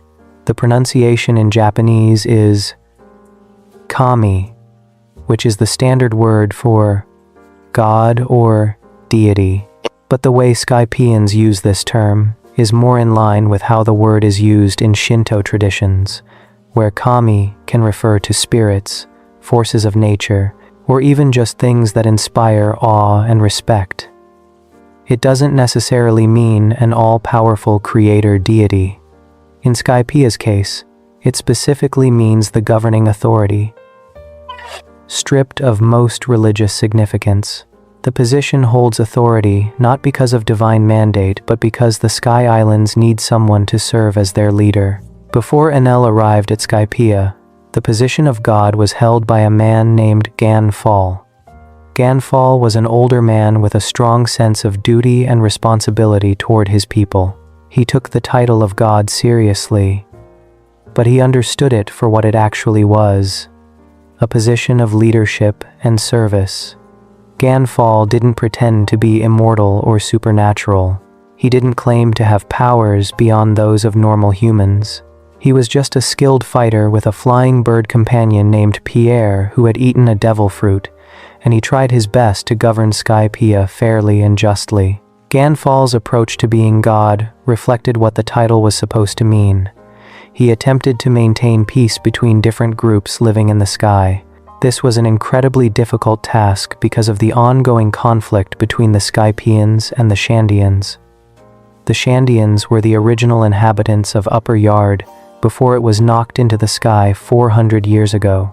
They had been fighting a war with the Skypieans for 4 centuries, trying to reclaim their homeland. Ganfall tried to mediate this conflict, though he ultimately couldn't resolve it. The structure of Skypiea's government under Ganfall included a military force called the God's Army, also known as the White Berets. These were soldiers who enforced the laws and protected the Sky Islands. They served under the God's authority and carried out his orders. The position also came with control over certain sacred or important locations, particularly Upper Yard itself, which was considered holy land because of how valuable Varth, solid ground, was to Sky Island residents who normally lived on clouds. When visitors arrived at Skypiea through Heaven's Gate, they would encounter Amazon, the gatekeeper who collected entrance fees and managed immigration. She served under the God's authority and represented the government's presence at Skypiea's border. The entire system was bureaucratic and organized, functioning like any normal government despite using religious-sounding terminology. There were laws, enforcement mechanisms, immigration procedures, and taxation. It was a state, not a theocracy, even though its leader was called God. This distinction becomes especially important when contrasted with how Enel approached the same title. When Enel conquered Skypiea 6 years before the Straw Hats arrived, he didn't just take the position of God as a political role. He genuinely believed himself to be a god in the literal, divine sense. Enel thought he was immortal, supernatural, and fundamentally superior to all other beings. He demanded worship, not just obedience. He expected people to revere him, not just follow his laws. This represented a complete perversion of what the title of God was supposed to mean in Skypiean culture. The difference between Ganfall's understanding of the title and Enel's understanding cannot be overstated.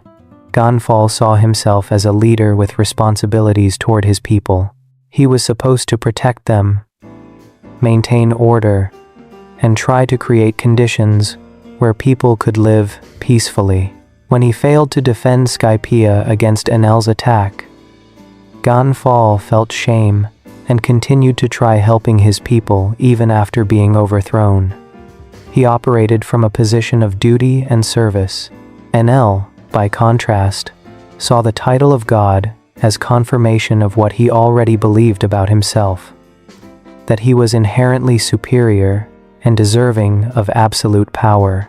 He treated the position not as a responsibility but as his natural right. Where Ganfall had tried to maintain peace, Enel ruled through fear and terror. Where Ganfall had attempted to be fair, Enel was capricious and cruel, killing people for the slightest infractions or sometimes just because he felt like it.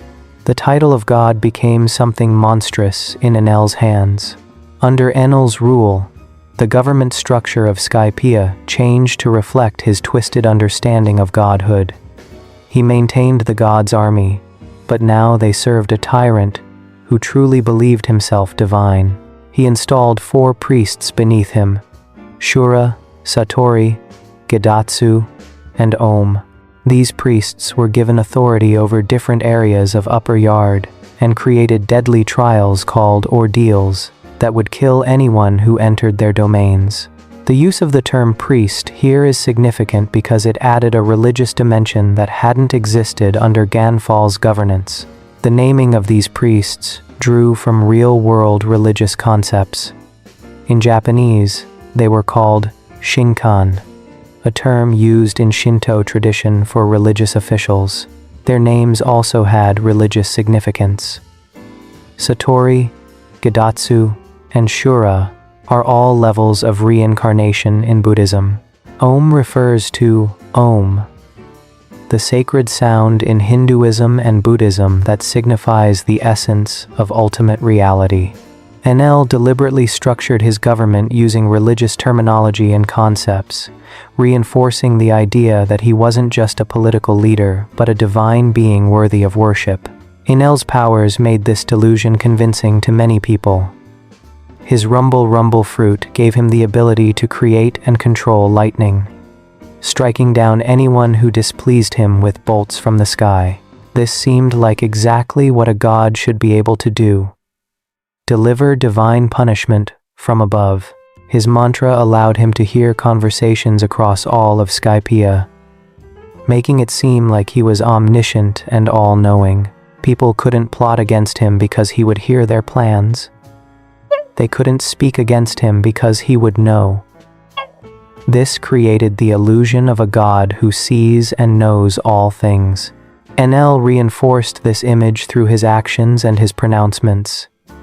He would speak about his godly duties, as if smiting people who questioned him was a sacred responsibility rather than simple tyranny.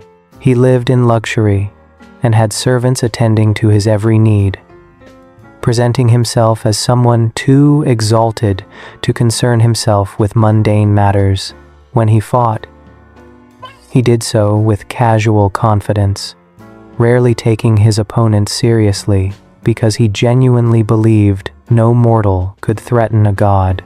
The people of Skypiea, both the Skypieans and the Shandians, understood the difference between what Enlil claimed to be and what the title actually meant. They had lived under rulers called God before. They knew it was just a governing position. But Enlil's overwhelming power made it impossible to resist him or challenge his delusions. Speaking out against Enlil resulted in immediate death by lightning strike. Questioning his authority meant divine punishment. So, people stayed silent, lived in fear, and let Enlil believe whatever he wanted to believe about himself. The Shandians were particularly resistant to accepting Enlil's claims of divinity. Their culture had once worshipped actual gods, including the giant snake Kashigami and various nature deities. But they had abandoned those beliefs 400 years ago after Mont Blanc Noland proved that what they thought were divine forces were actually natural phenomena that could be explained and understood. The Shandians had learned to reject false gods. When Enlil arrived and Ganfal was overthrown, the Skypian leader said, "I am God." The Shandians were immediately angry and dismissive because of their history. The Shandians understood that the title of God in Skypiea was political, not religious, and they had no interest in bowing to anyone who claimed actual divinity. This made them constant thorns in Enlil's side. While the Skypians lived in terrified submission, the Shandians continued fighting, continued resisting, even though it seemed hopeless. Warriors like Wiper and Kamakiri refused to acknowledge Enlil as anything more than a powerful enemy who needed to be defeated. They would never call him God in a worshipful sense. This resistance highlighted an important truth about the title. It only held meaning if people chose to recognize it. Ganfal had been accepted as God because he served his people, and they respected his authority. Enlil maintained the title through fear and violence, but he never had the genuine respect or loyalty that should come with leadership. He was a tyrant using religious imagery to justify his oppression, not a legitimate ruler serving his people's interests. The structure of Upper Yard under Enlil's rule reflected his twisted theology. He declared it God's domain, a forbidden land where only he and his priests could reside. The 4 priests each controlled different areas with their deadly ordeals. The ordeal of string, the ordeal of balls, the ordeal of swamp, and the ordeal of iron. These trials were designed to kill intruders in various creative and brutal ways. The existence of these ordeals served multiple purposes for Enlil. They protected his territory, they demonstrated his power, and they fed his god complex by showing that he could create deadly trials for mortals to suffer through. Enlil's priests believed in his divinity completely. They were fanatical followers who genuinely thought they served a god. This made them dangerous because they fought with religious fervor, convinced that they were carrying out divine will. They didn't question Enlil's orders, didn't hesitate to kill in his name, and didn't consider that they might be serving a mere mortal with a powerful devil fruit rather than an actual deity. Their blind faith made them effective servants, but also demonstrated how dangerous Enlil's corruption of the title had become. The government administration continued to function under Enlil, but it served his personal whims rather than the people's needs. Amazon still operated Heaven's Gate, collecting entrance fees from visitors.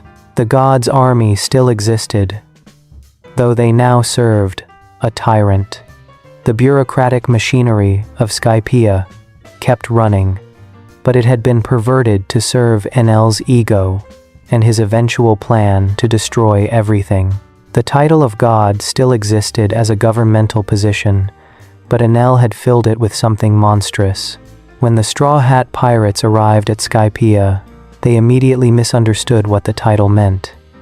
Coming from the Blue Sea, they heard people talking about God and assumed it was a religious concept.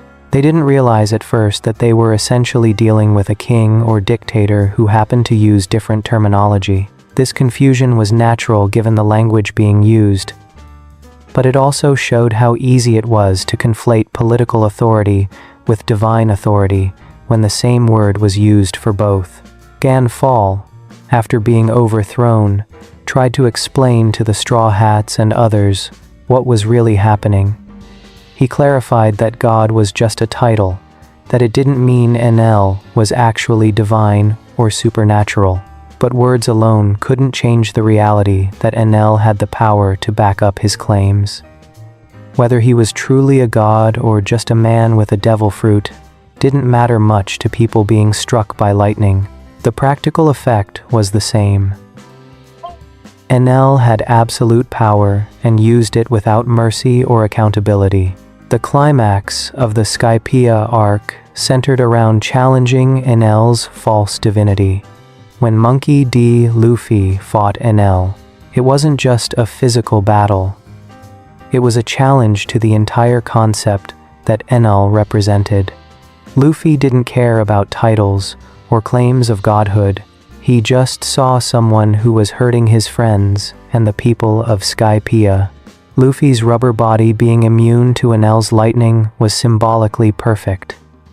The supposed divine power that made Enlil seem like a god was useless against a simple pirate with a different devil fruit. Enlil's reaction to being hurt by Luffy revealed the truth about his godhood. A real god wouldn't be shocked that someone could resist them. A real god wouldn't show fear or disbelief.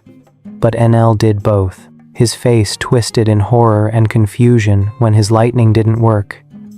He couldn't comprehend that anyone could stand against him. This reaction proved that Enlil's divinity was all in his head, a delusion supported by happening to have a very powerful devil fruit but not based on any actual supernatural status. When Luffy defeated Enlil, ringing the golden bell in the process, it represented the destruction of Enlil's false godhood. The people of Skypiea saw their supposed god beaten by a teenage pirate. They saw him fall from the sky, his invincibility shattered. The illusion was broken. Enel was revealed as what he had always been, a powerful but ultimately mortal person who had confused having strength with being worthy of worship. After Enel's defeat and departure to the moon, Ganfall reclaimed the position of God. This return to the previous order restored the title to its proper meaning. Ganfall once again served as the leader of Skypiea, but as a governor rather than a deity. The people celebrated not just their freedom from tyranny, but the restoration of proper governance. The title of God went back to meaning what it had always meant before Enel corrupted it: the person responsible for leading and protecting the Sky Islands. The resolution of the Skypiea conflict also brought something unprecedented: peace between the Skypieans and Shandians. For 400 years, these two groups had been at war over Upper Yard. Under Ganfall's first reign, there had been conflict. Under Enel's tyranny, there had been oppression. But after Enel's defeat, both groups came together. They celebrated together, rang the bell together, and began to coexist peacefully. This suggested that whoever held the title of God had significant influence over whether peace or conflict prevailed. The Skypiea arc taught important lessons about the difference between authority and divinity, between power and legitimacy. Enel had power in abundance, enough to make his claims of godhood seem real to people who couldn't resist him. But he lacked legitimacy, the genuine right to rule that comes from serving your people and earning their respect. Ganfall had less raw power than Enel, but he had legitimacy because he understood his role as a servant of the people rather than a being to be worshipped. The title of God in Skypiea also raised questions about how language and culture shape understanding. To Skypieans, calling their leader God was normal and didn't carry implications of divinity. It was just what you called the ruler, the same way some cultures call their leaders kings or emperors or presidents. But to outsiders, and to someone like Enel, who came from a different sky island with possibly different traditions, the title could be misinterpreted. Enel took a political title and gave it religious meaning, and because he had the power to enforce that interpretation, people had to live with the consequences. The structure of government in Skypiea, with its god, priests, army, and holy lands, superficially resembled a theocracy, but under Ganfall, it functioned as a normal state that happened to use religious-sounding terminology. Under Enel, it became something closer to an actual theocracy, with religious authority and political power merged in one person who claimed to be literally divine. The difference between these two approaches showed how the same governmental structure could be used for very different purposes, depending on who wielded the authority. Looking back at the Skypiea arc from later in the One Piece story, the title of God there takes on additional significance. The story has revealed that there are actual gods or godlike figures in the world's history.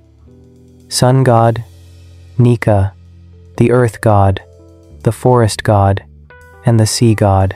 There are also the Lunarians who came from a place called the Land of Gods and were referred to as gods themselves.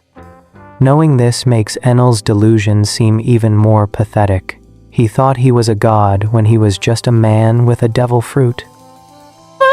While actual godlike beings or legends existed elsewhere in the world. The comparison between Enel's false godhood and someone like Luffy, who inherited the power of an actual legendary god, is striking.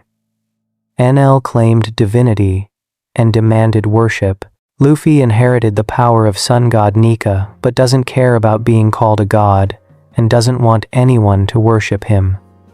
Enel used his power to oppress and terrify. Luffy uses his power to free people and make them smile. The contrast shows that titles and claims mean nothing compared to how you actually use your power and treat other people. The title of God in Skypiea ultimately represents the danger of confusing authority with divinity, power with worthiness, and fear with respect. It shows how political positions can be corrupted when the person holding them loses sight of their responsibility to serve others. And it demonstrates that no amount of power, no matter how godlike it might seem, can substitute for genuine legitimacy and the consent of the governed. Enel could make himself called God, but he could never make himself actually divine. And he could never make the people of Skypiea truly accept him as anything more than a tyrant who needed to be overthrown. Before we move on, make sure to subscribe if you're enjoying this breakdown. Moving on, we have God Usopp. God Usopp, the accidental divine hero of Dressrosa.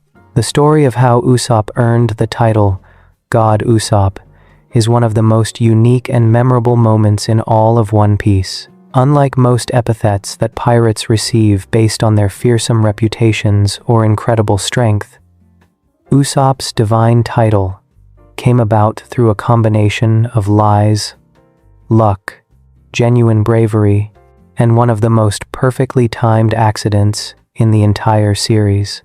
Understanding how the cowardly sniper of the Straw Hat Pirates became known as a god requires looking at the events of the Dressrosa arc in detail, because this wasn't something Usopp planned or even wanted. It just happened to him in the most Usopp way possible. The Dressrosa arc began when the Straw Hat Pirates arrived at the island kingdom of Dressrosa as part of their alliance with Trafalgar Law.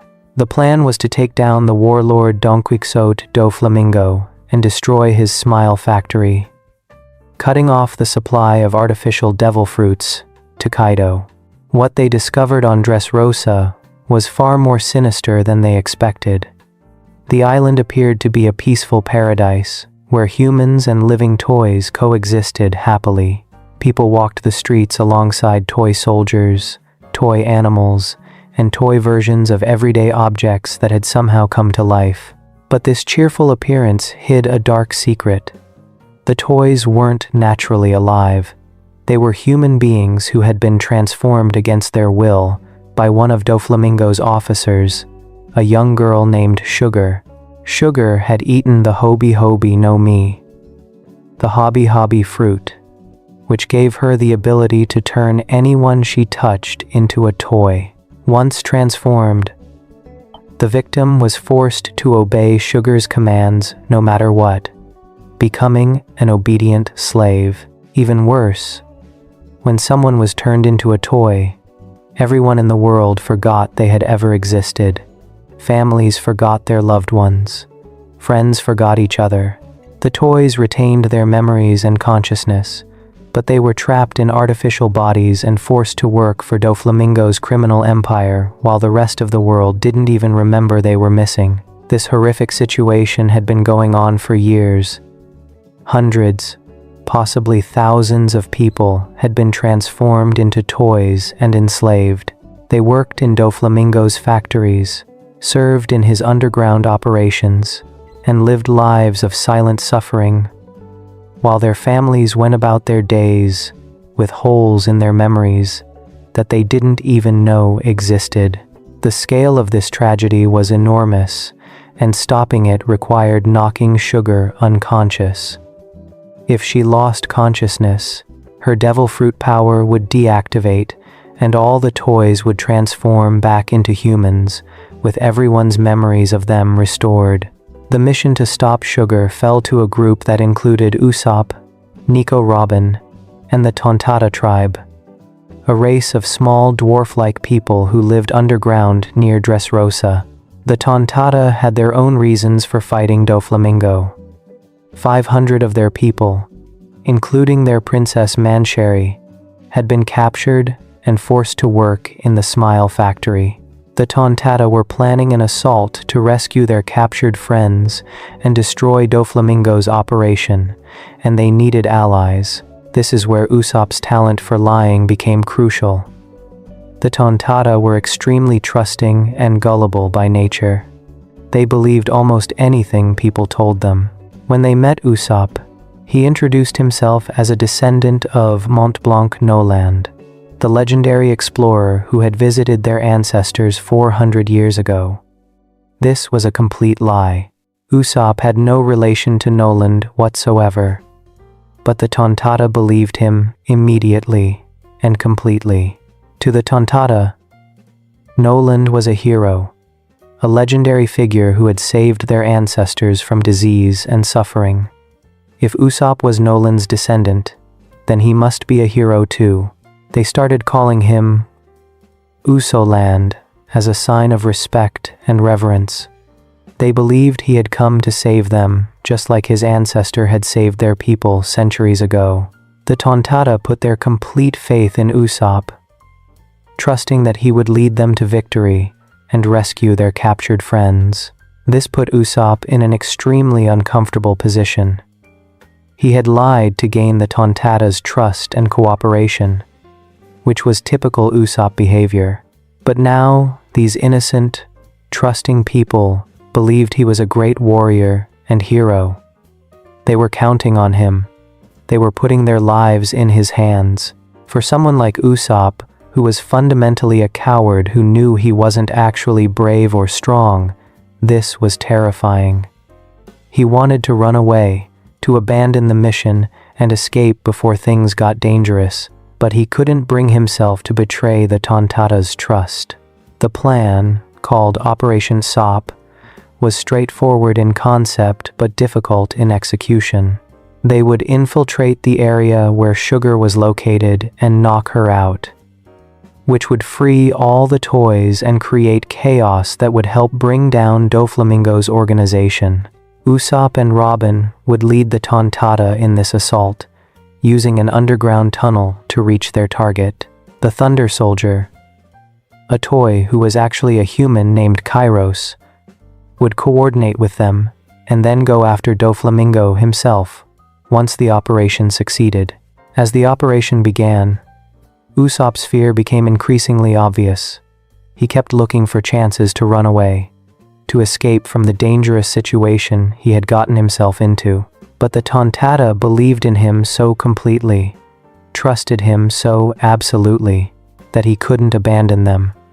They marched through the underground tunnel, riding on insects and animals, heading toward Sugar's location, and Usopp went with them, despite every instinct telling him to flee.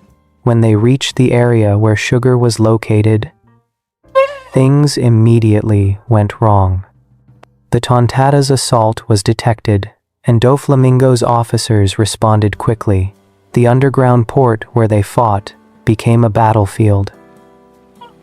Usopp was supposed to be the one to knock out Sugar, to complete the mission that would free all the enslaved toys. But when the moment came, when Usopp had the opportunity to act, he failed. He was too scared, too overwhelmed by the danger and the pressure. Sugar remained conscious, and the operation failed. The Tontatta were captured. The toys remained enslaved. Everything seemed lost. Usopp had let everyone down, proving that he really was just a coward, pretending to be a hero. The trust that the Tontatta had placed in him seemed misplaced. Their faith in Usoland, the great warrior, appeared to be based on nothing but lies. Usopp had failed to live up to the heroic image that people had of him, just like he had so many times before. But then, something changed. Even though Usopp had failed, even though he was scared and wanted to run, he made a choice. When he saw Sugar's officer Trebol threatening Robin and preparing to kill her, Usopp decided to stand up and fight. He knew he couldn't win. He knew he was going to get hurt, possibly killed. But he fought anyway because Robin was his friend and nakama, and he couldn't just watch her die, even if it meant facing overwhelming danger himself. Trebol beat Usopp brutally. The fight wasn't even close.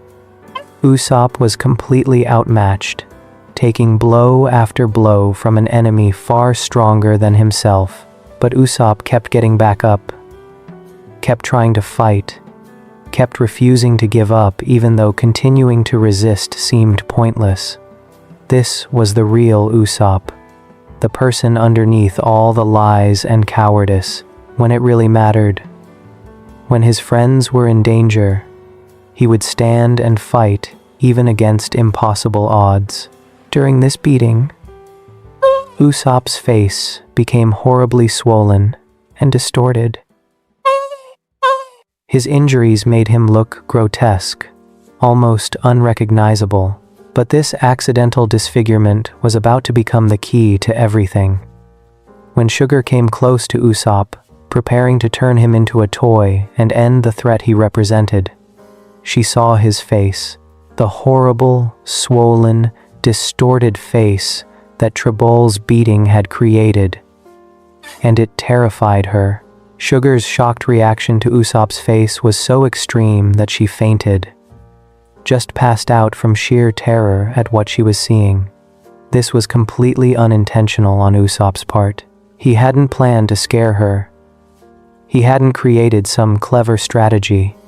His face just happened to look terrifying because he had been beaten so badly, and Sugar happened to be frightened enough by it to lose consciousness. It was pure accident, pure luck, but it worked. The moment Sugar lost consciousness, her devil fruit power deactivated. All across Dressrosa, every single toy simultaneously transformed back into human form. Hundreds of people who had been enslaved, who had been forgotten by the world, suddenly returned to their original bodies, and simultaneously, everyone in Dressrosa and beyond suddenly remembered them. Parents remembered their children. Children remembered their parents. Friends remembered each other. Spouses who had been living with empty spaces in their lives suddenly remembered their partners. The emotional impact of this mass restoration was overwhelming. People cried with joy as they remembered loved ones they had forgotten existed. Families reunited with members they hadn't known were missing. The toys who had worked as slaves were suddenly free, transformed back into the people they had been before Sugar's power took everything from them. And all of this happened because Usopp had accidentally scared a little girl by having a swollen face. But the story of how Usopp became God Usopp wasn't over yet. After Sugar fainted and everyone transformed back, there was a moment of chaos and confusion. The freed slaves and the people of Dressrosa were trying to understand what had happened, how they had suddenly regained memories of people who seemed to have appeared out of nowhere. In this moment of confusion, something significant occurred. A giant named Hadrudin, who had been one of the toys enslaved by Sugar, picked Usopp up and lifted him high into the air. Hadrudin held Usopp above the crowd, showing him to all the people who had just been freed. And at that exact moment, light shone down on Usopp from above. Whether it was sunlight breaking through clouds, light from an opening in the underground structure, or just the perfect positioning of existing light sources, a beam of light illuminated Usopp as he was held aloft by the giant. To the people who had just been freed from enslavement, this looked like a divine miracle. Here was this figure, held high by a giant, bathed in light from above, who had somehow freed them from their torment. They didn't know the full story of how it happened. They didn't know it was an accident. They just knew that they had been toys, trapped and enslaved and forgotten, and now they were free. And this person was somehow responsible. The visual image of Usopp held high in the light was like something from religious artwork, like a savior descending from heaven. The freed people began to cry out in joy and gratitude. They praised Usopp, calling him their savior, their liberator. Some called him a god. The scene was emotionally overwhelming, with hundreds of people who had suffered for years suddenly experiencing freedom and remembering their loved ones, all attributed to the figure being held aloft in the light. Usopp, who had just been beaten half to death and had accidentally knocked out Sugar with his swollen face, was being treated as a divine being who had performed a miracle. This moment marked the birth of God Usopp in the hearts and minds of the people of Dressrosa, but the title became official due to what happened next. Don Quixote do Flamingo, realizing that his entire operation was falling apart because Sugar had been knocked out, became furious. He decided to trap everyone on Dressrosa using his birdcage ability and force them into a survival game. He put bounties on the heads of various people he wanted eliminated, offering rewards to anyone who could capture or kill them. The bounty Doflamingo placed on Usopp's head was 500 million berries. This was an astronomical amount, far higher than any bounty Usopp had ever had before.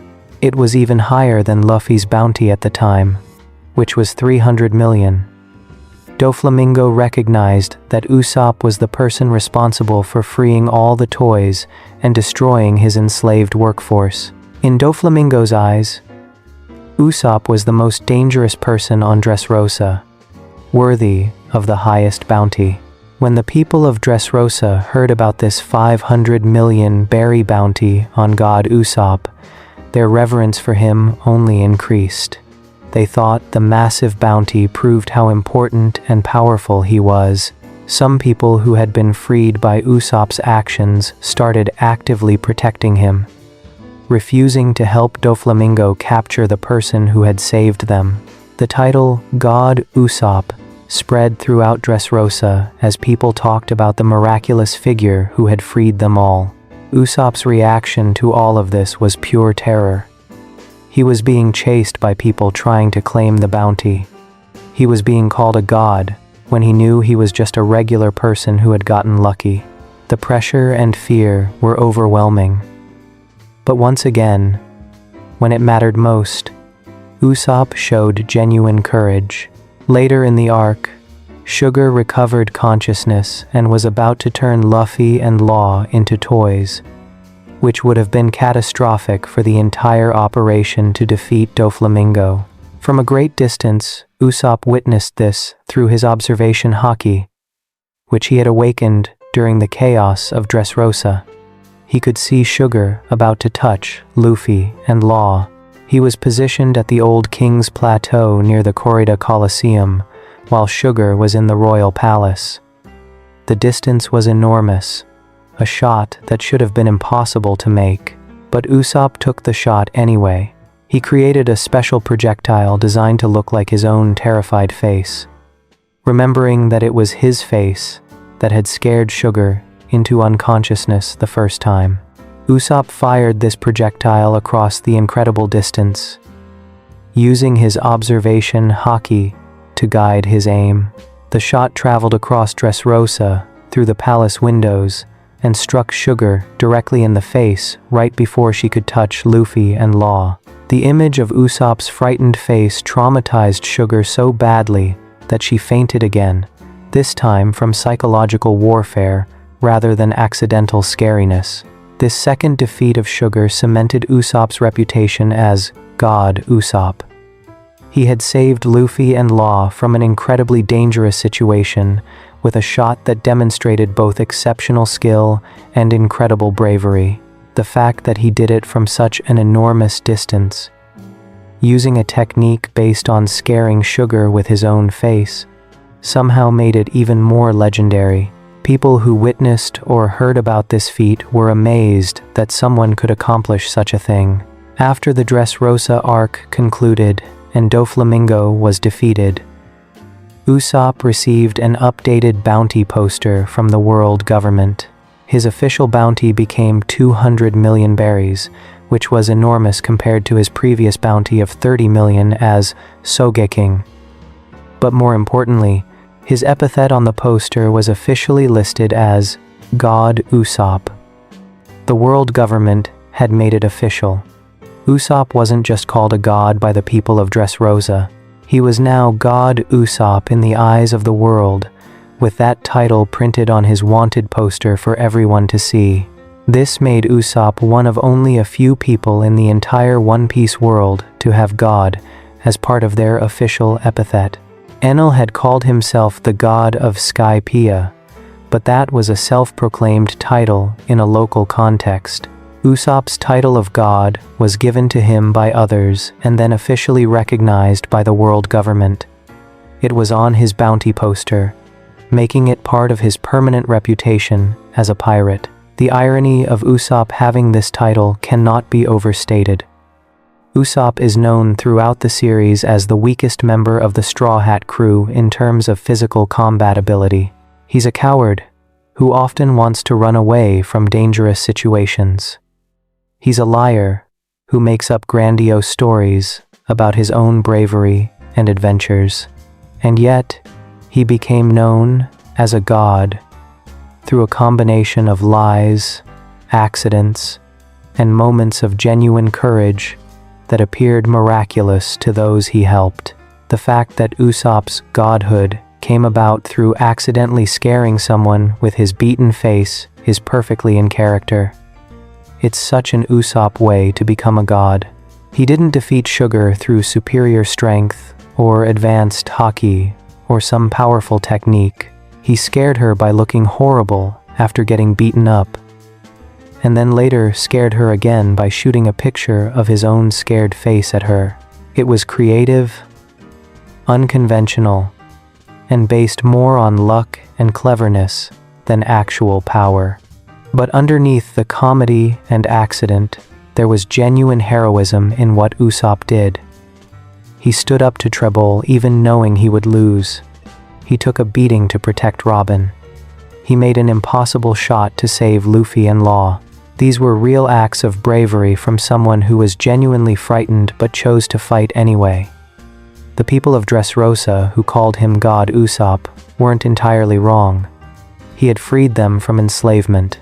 He had given them back their lives and their memories.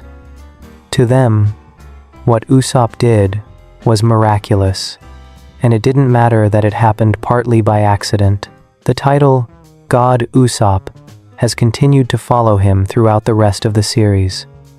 When people who were freed in Dressrosa encounter Usopp again, they treat him with reverence.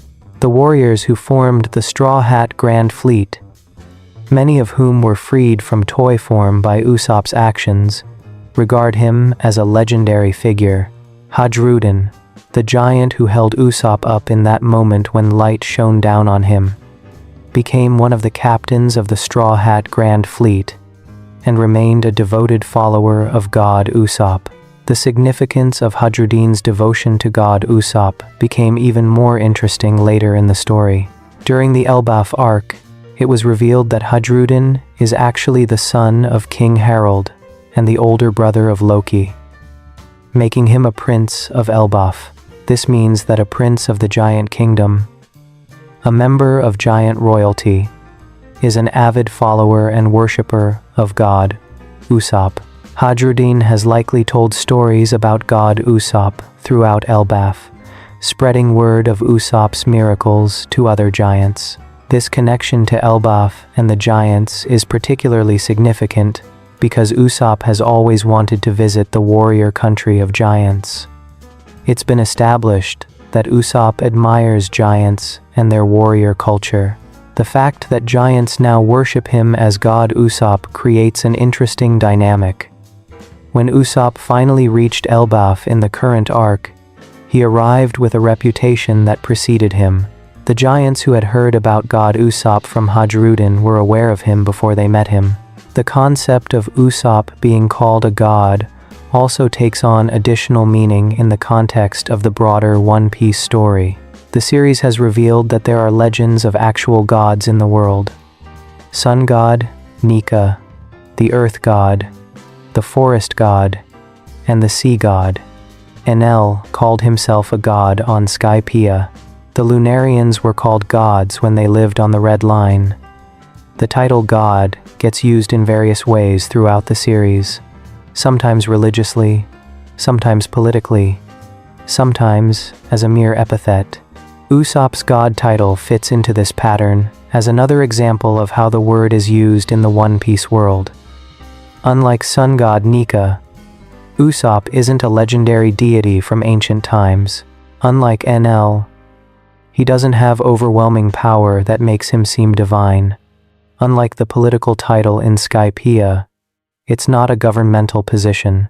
Usopp is called God because people who he saved chose to call him that, and the name stuck.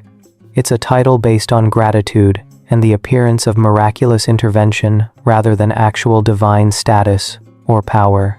What makes God Usopp particularly interesting is how Usopp himself reacts to the title.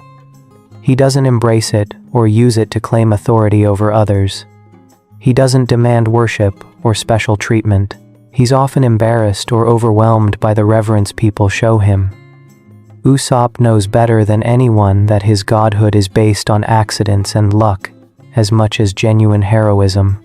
He knows he's not actually divine or all-powerful, but he also can't deny that he did free all those people, even if it happened in the most Usopp way possible. The duality of Usopp's character, being both a coward and genuinely brave, both a liar and someone who makes his lies come true, both the weakest straw hat and someone with a god epithet, is what makes him such a compelling character. God Usopp represents Usopp at his best.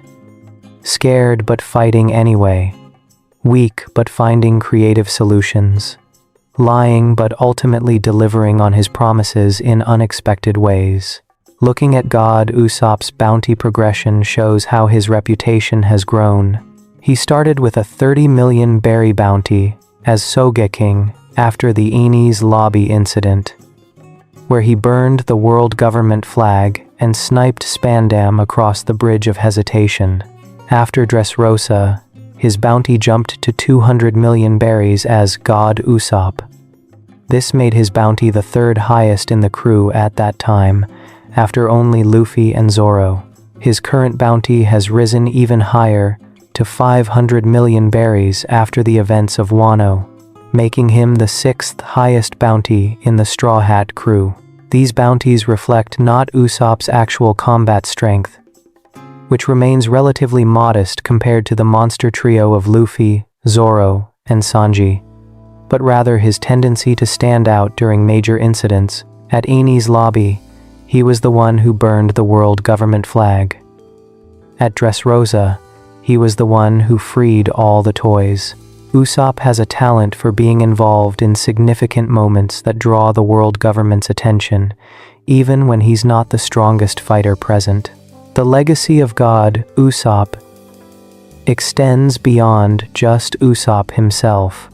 The title represents a theme that runs throughout One Piece, that heroism doesn't always look like overwhelming strength or fearless courage. Sometimes, heroism looks like a frightened person choosing to stand and fight anyway. Sometimes it looks like clever solutions and lucky breaks. Sometimes it looks like accidents that happen to work out perfectly. Usopp becoming a god through a combination of lies, luck, and genuine bravery, when it counted most, shows that there are many different ways to be a hero. The people of Dressrosa, who call Usopp a god, don't care that he's not the strongest fighter. They don't care that his victory over Sugar was partly accidental. They care that he freed them from years of enslavement and suffering. They care that when they needed a miracle, somehow Usopp provided one. To them, God Usopp is real and meaningful, regardless of how unconventional the path to that title might have been. As the story continues and Usopp's adventures progress, the title God Usopp serves as a reminder of one of his greatest moments. It's a reminder that despite his fears and his lies, Usopp can accomplish incredible things when pushed to his limit. It's a reminder that the weakest Straw Hat can still earn a title that sounds more impressive than those of his stronger crewmates. And it's a reminder that in the world of One Piece, divinity and godhood are often about perception, reputation, and the impact you have on others, rather than any inherent supernatural status. God Usopp stands as one of the most unique gods in all of One Piece.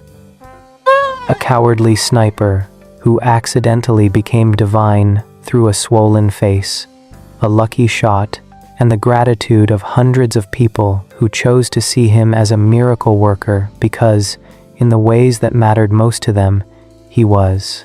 Before we move on, make sure to subscribe if you're enjoying this breakdown. Moving on, we have Sea God Poseidon, the Sea God Poseidon, and the ancient weapon's divine legacy. The Sea God represents one of the most powerful and mysterious forces in the entire One Piece world. Unlike many other gods mentioned throughout the series, the Sea God isn't just a title or a legend without substance. The Sea God is directly connected to Poseidon, one of the three ancient weapons capable of destroying the world. Understanding the Sea God requires understanding Poseidon, the mermaid princesses who carry this power, and how this divine force connects to the deepest mysteries of the Void Century and the true history that the world government has tried so desperately to hide. The name Poseidon comes from ancient mythology. In the real world, Poseidon was the Greek god of the sea, earthquakes, and horses, one of the most powerful deities in Greek mythology. In the One Piece world, Poseidon is the name given to one of three ancient weapons, legendary forces of incredible destructive power that were created or existed during the Void Century 800 years ago. The three ancient weapons are Pluton, Uranus, and Poseidon. Each is supposedly capable of destroying the world if used improperly. What makes Poseidon unique among the ancient weapons is that it isn't a ship or a device or a piece of technology. Poseidon is a person. Specifically, Poseidon is the name given to certain mermaid princesses who are born with an extraordinary ability. They can communicate with and command sea kings. Sea kings are the massive sea creatures that inhabit the calm belts and various parts of the ocean. These creatures are enormous, some as large as islands, and they possess intelligence and the ability to speak, though most humans cannot understand them. The ability to command sea kings makes Poseidon incredibly powerful for several reasons. First, sea kings are among the strongest creatures in the world. They can destroy ships, devastate islands, and create massive destruction in the ocean. Second, there are countless sea kings throughout the world's seas. An army of these creatures could cause catastrophic damage on a global scale.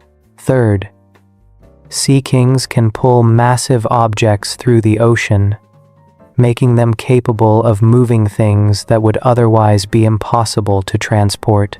The current Poseidon is Princess Shirahoshi of the Ryugu Kingdom on Fishman Island. Shirahoshi is the youngest daughter of King Neptune and the late Queen Otohime. She was born 16 years before the current timeline in One Piece. And for most of her life, she didn't understand what she was or what her powers meant. Shirahoshi is a giant mermaid, unusually large, even by the standards of her people, with long, pink hair and a gentle. She cries easily and frightens quickly, appearing to be weak and helpless despite her enormous size. But Shirahoshi's appearance is deceiving. She possesses one of the most dangerous powers in the entire world, even though she doesn't fully control it yet. When Shirahoshi becomes extremely emotional, particularly when she's frightened or upset, sea kings respond to her feelings. They gather near Fishman Island, drawn by her distress, even though Shirahoshi doesn't consciously call them. This happened multiple times during her childhood, causing incidents that confused and alarmed the people of Fishman Island, who didn't understand why massive sea kings kept appearing near their home. The truth about Shirahoshi being Poseidon was a closely guarded secret. King Neptune knew what his daughter was because he understood the history and legends of his people. The royal family of Fishman Island had passed down knowledge about Poseidon for generations, waiting for the day when another mermaid princess would be born with this ability. When Shirahoshi was born with the power to hear and communicate with sea kings, Neptune recognized what she was, but he kept this information hidden to protect her. The world government desperately wants to control or eliminate the ancient weapons. If they discovered that Poseidon existed and could be found on Fishman Island, they would almost certainly try to capture or kill Shirahoshi. The power she represents is too dangerous to leave in the hands of anyone the world government doesn't control. This is why Neptune kept Shirahoshi's identity as Poseidon's secret, even from Shirahoshi herself, for many years. He wanted to protect his daughter from becoming a target. Shirahoshi's power manifested clearly during the events when the Straw Hat Pirates visited Fishman Island. A man named Vander Decken IX had been harassing Shirahoshi for years, throwing weapons at her, using his devil fruit power. When the situation became critical and Shirahoshi's life was in danger, sea kings appeared in response to her distress. They spoke to each other in their own language, which most people couldn't understand, but Shirahoshi could hear them clearly. They talked about her as their sovereign, the one they had been waiting for. The Sea Kings revealed important information when they spoke to each other. They mentioned that 2 sovereigns would be born in the current era, and that these 2 sovereigns had not met for centuries. They were referring to Shirahoshi as one sovereign and Monkey D. Luffy as the other. The Sea Kings seemed to know about prophecies and promises from long ago, suggesting they had been waiting for specific people to appear. Their intelligence and awareness of history showed that Sea Kings weren't just powerful animals. They were ancient beings with knowledge that spanned centuries. The connection between Poseidon and the sea god becomes clearer when examining the Harley texts from Elbaf. The Harley is an ancient, sacred text that describes the history of the One Piece world across 3 different eras, or worlds. In the section describing the Second World, which corresponds to the Void Century, the Harley specifically mentions the sea god. According to the text, after humans slew the sun god during the Great War, the sea god raged. This rage by the sea god came in response to Joy Boy's death. This reference in the Harley strongly suggests that the sea god and Poseidon are the same entity, or at least closely connected. During the Void Century, there was a mermaid princess who was that era's Poseidon.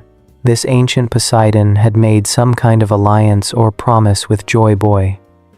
When Joy Boy was killed during the Great War between the Great Kingdom and the 20 Kingdoms, Poseidon responded with rage. As an ancient weapon capable of commanding an army of sea kings, Poseidon's rage would have been catastrophic. The idea that Poseidon's rage contributed to the destruction and flooding of the world during the Void Century makes sense given what we know about the ancient weapons. These weapons are called ancient weapons because they're capable of world-ending destruction. If Poseidon commanded the Sea Kings to attack during the Void Century, the devastation would have been immense. The flooding that sank much of the world, which Dr. Vegapunk confirmed happened during the Great War, could have been caused or contributed to by Poseidon's use of Sea Kings. The relationship between Joy Boy and the ancient Poseidon is documented on Fishman Island itself. In the Sea Forest, there is a poneglyph, one of the indestructible stone blocks that record the true history of the world. This particular poneglyph is special because it contains a personal message rather than historical information. The message is an apology from Joy Boy to the mermaid princess of his era. The apology explains that Joy Boy made a promise to the people of Fishman Island and to their princess, who was Poseidon. The promise involved a massive ship called Noah that still exists on Fishman Island in the present day. Noah is an enormous vessel, so large that it dwarfs normal ships and even most sea creatures. It was built during or before the Void Century for a specific purpose connected to Joy Boy's promise. The promise was to use Noah to bring the fishmen and merfolk to the surface of the ocean, allowing them to live under the sun rather than in the depths. But Joy Boy failed to keep this promise. Whatever happened during the Great War, whatever circumstances led to Joy Boy's defeat and death, prevented him from fulfilling his commitment to Fishman Island. Unable to complete what he had promised, Joy Boy left an apology carved on the poneglyph. This apology remained on Fishman Island for 800 years, a permanent record of a broken promise and a failed dream. The message on the poneglyph wasn't just an apology, though. It also contained hope for the future. Joy Boy's words suggested that someone would come later to fulfill the promise that he couldn't keep. The mermaid princess of his era would never see the promise completed. But a future mermaid princess, a future Poseidon, would eventually witness the dream come true. This prophecy gave the royal family of Fishman Island something to wait for across the centuries. The Neptune family has maintained this hope throughout their history. They protected the poneglyph containing Joy Boy's apology. They preserved the Noah even though it was damaged and couldn't be moved. They waited for the promised day, when someone would appear to finally fulfill what Joy Boy had started 800 years ago. King Neptune specifically mentioned this promised day, showing that the royal family believed the ancient prophecy would eventually come true. The connection between Poseidon and the sun is also significant. Queen Otohime, Shirahoshi's mother, who was murdered years before the current timeline, had a profound admiration for the Sunday. She frequently used the sun as a symbol in her speeches and her campaign to improve relations between fishmen and humans. Otohime wanted the people of Fishman Island to reach the surface world, to live under the sun rather than in the depths of the ocean. She dreamed of a day when fishmen and merfolk could walk on land alongside humans without fear or discrimination. Otohime's sun symbolism takes on additional meaning when considering the connection between Joy Boy and sun god Nika. Joy Boy carried the power of Nika, the sun god, during the Void Century. The promise he made to Fishman Island involved bringing them to the surface. To the Sunday, the sea god's rage came after the sun god was killed. There is a deep connection between the sun and the sea, between Nika and Poseidon, between Joy Boy and the ancient mermaid princess. These connections suggest that the alliance between Joy Boy and Poseidon was crucial to whatever the Great Kingdom was trying to accomplish during the Void Century. The ancient weapons being named after gods is not coincidental. According to information revealed in the story, the three ancient weapons were named after ancient gods from the world's history. Pluton was named after the god of the underworld or land. Uranus was named after the god of the sky. Poseidon was named after the god of the sea. These names suggest that there were actual gods or godlike figures in the ancient past who these weapons were named after, or that the weapons themselves were considered divine forces.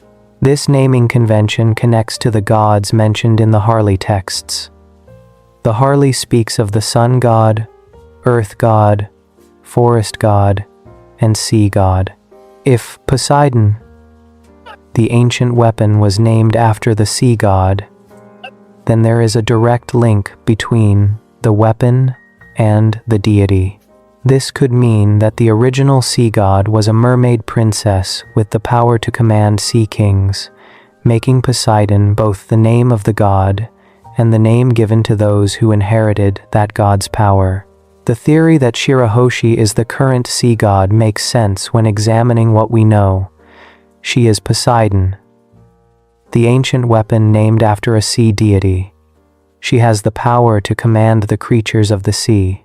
The Harley texts describe a sea god who raged after the sun god was killed, and Poseidon's rage during the Void Century could have caused massive destruction. The Neptune family believes in prophecies about their princess having a special role to play. All of this points to Poseidon being the sea god that the ancient texts reference. The danger that Poseidon represents is not just theoretical. Queen Otohime herself understood this danger, which is why she campaigned so hard for peace and understanding between fishmen and humans. Otohime knew that if Poseidon's power was used for destruction, if the sea god truly raged and commanded the sea kings to attack, the devastation would be catastrophic. She said that if the ancient weapon wasn't utilized correctly, the world would be doomed. This warning shows that people who understood what Poseidon was also understood the responsibility that came with that power. Shirahoshi's gentle nature might be the world's greatest protection against Poseidon's destructive potential. Despite having the power to destroy the world, Shirahoshi is kind, compassionate, and opposed to violence. She cries when people are hurt. She doesn't want to cause harm, even when people threaten her. She doesn't respond by calling sea kings to attack them. Her personality is the opposite of what you might expect from someone carrying the power of an ancient weapon. This gentleness might be exactly what the world needs in someone who possesses such dangerous abilities. The relationship between Shirahoshi and Luffy mirrors the relationship between the ancient Poseidon and Joy Boy. When Luffy met Shirahoshi, he immediately became protective of her. He fought to keep her safe, defeated enemies who threatened her, and treated her as a friend who needed his help. Shirahoshi, in turn, trusted Luffy and felt safe with him. Their friendship developed naturally, without either of them knowing about the ancient prophecies or the historical connections between their predecessors. The Sea Kings recognized this connection. When they saw Luffy and Shirahoshi together, they spoke about how the two sovereigns had finally met after centuries of separation. They seemed to understand that something important was happening, that history was repeating itself in a new form. Luffy, who carries the power of sun god Nika, just as Joy Boy did, and Shirahoshi, who is Poseidon just as the ancient mermaid princess was, were coming together just as their predecessors had 800 years ago. This suggests that Luffy is meant to fulfill the promise that Joy Boy couldn't complete. Joy Boy promised to use Noah to bring the fishmen and merfolk to the surface, but failed. Luffy hasn't made any explicit promise to do this, but his friendship with Shirahoshi and his tendency to help his friends achieve their dreams suggests he will play a role in making this ancient promise come true. When the time comes for Fishman Island's people to reach the surface and live under the sun, Luffy will likely be the one to make it happen. The Noah ship itself remains an important part of this prophecy. During the Fishman Island arc, Noah was damaged further and began to fall toward the island, threatening to destroy it. Shirahoshi called out to the Sea Kings in her distress, and they responded by catching Noah and preventing the disaster. This showed that when necessary, Shirahoshi could consciously use her power to command Sea Kings, rather than just attracting them accidentally through her emotions. The Sea Kings told Shirahoshi that they would repair Noah because it would be needed again someday for its original purpose. This confirmation that Noah will be used again reinforces the idea that Joy Boy's promise will eventually be fulfilled. The ship that was built 800 years ago to transport fishmen and merfolk to the surface is being preserved and repaired by the Sea Kings themselves. They are preparing for a day when someone, presumably Luffy, will use Noah as it was originally intended. The ancient promise that Joy Boy couldn't keep will finally be completed. The concept of the sea god in the broader mythology of One Piece connects to how various cultures worship or revere the sea. Fishman Island has the Sun Pirates, whose symbol is the sun, and who represent freedom for fishmen and merfolk. The mark of the sun on their bodies was a symbol of liberation, covering up the brands that slaves received when they were captured by celestial dragons. Fisher Tiger, who founded the Sun Pirates after freeing slaves from Mary Geoise, could be seen as embodying aspects of what the sun god represented, while the fishmen themselves had connections to the sea god through Poseidon. The relationship between the sun and the sea appears repeatedly throughout the story. The fishmen live in the depths, but dream of the Sunday Otohime, preached about the sun as a symbol of hope. The Sun Pirates took their name from the Sunday. And now Luffy, who carries the power of the sun god, has befriended Shirahoshi, who is the sea god. These parallels suggest that the sun and sea are meant to work together, that the liberation and joy that Nika represents should extend to all people, including those who live beneath the waves. The danger of Poseidon being misused remains a constant concern. If the world government discovered Shirahoshi's identity, they would either try to control her or eliminate her. If someone evil gained influence over Poseidon and convinced her to use her power for destruction, the consequences would be catastrophic.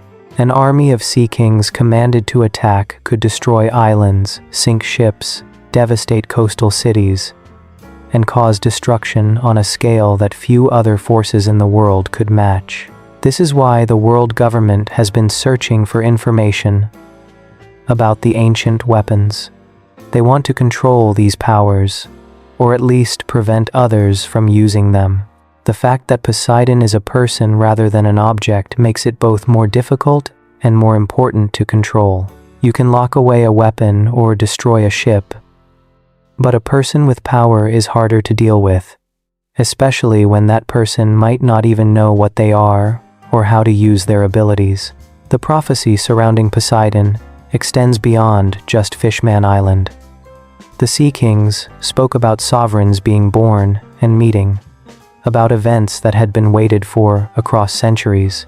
This suggests that Poseidon's role isn't limited to helping fishmen reach the surface. The sea god has a part to play in the larger events that will unfold during the final war and the revelation of the true history. Whatever Joy Boy and the ancient Poseidon were trying to accomplish during the Void Century, whatever role the sea god played in that ancient conflict, will be echoed when Luffy and Shirahoshi face the world government. The intelligence and longevity of the Sea Kings is crucial to understanding Poseidon's importance. These creatures have lived for centuries, possibly since the Void Century or even before. They remember things that happened long ago. They know about prophecies and promises. When Poseidon commands them, she isn't just controlling mindless beasts. She's leading intelligent beings who have their own understanding of history and their own role to play in the world's future. The fact that Sea Kings willingly serve Poseidon rather than being forced to obey is also significant. They call her their sovereign, suggesting respect and loyalty rather than mere control. The ancient Poseidon had this same relationship with Sea Kings 800 years ago. Shirahoshi is inheriting not just power but a responsibility to these creatures who have been waiting centuries for their sovereign to be born again. Queen Otohime's death before she could see her dream fulfilled parallels Joy Boy's failure to keep his promise. Both had visions of a better future for Fishman Island and its people. Both were prevented from completing what they started. Otohime by assassination, and Joy Boy by defeat in war. But both left behind messages of hope that someone else would finish what they began. Otohime's children, particularly Shirahoshi, carry her dream forward, and Luffy, as Joy Boy's successor, carries his promise forward. The sea god's rage mentioned in the Harley texts serves as a warning about what happens when Poseidon's power is used for destruction. During the Void Century, the ancient sea god's fury contributed to the world's destruction. The flooding, the sinking of lands, the catastrophic end of the Great War, all had connections to Poseidon's response to Joy Boy's death. This historical precedent shows what could happen if Shirahoshi ever lost control of her emotions, or if her power was deliberately weaponized.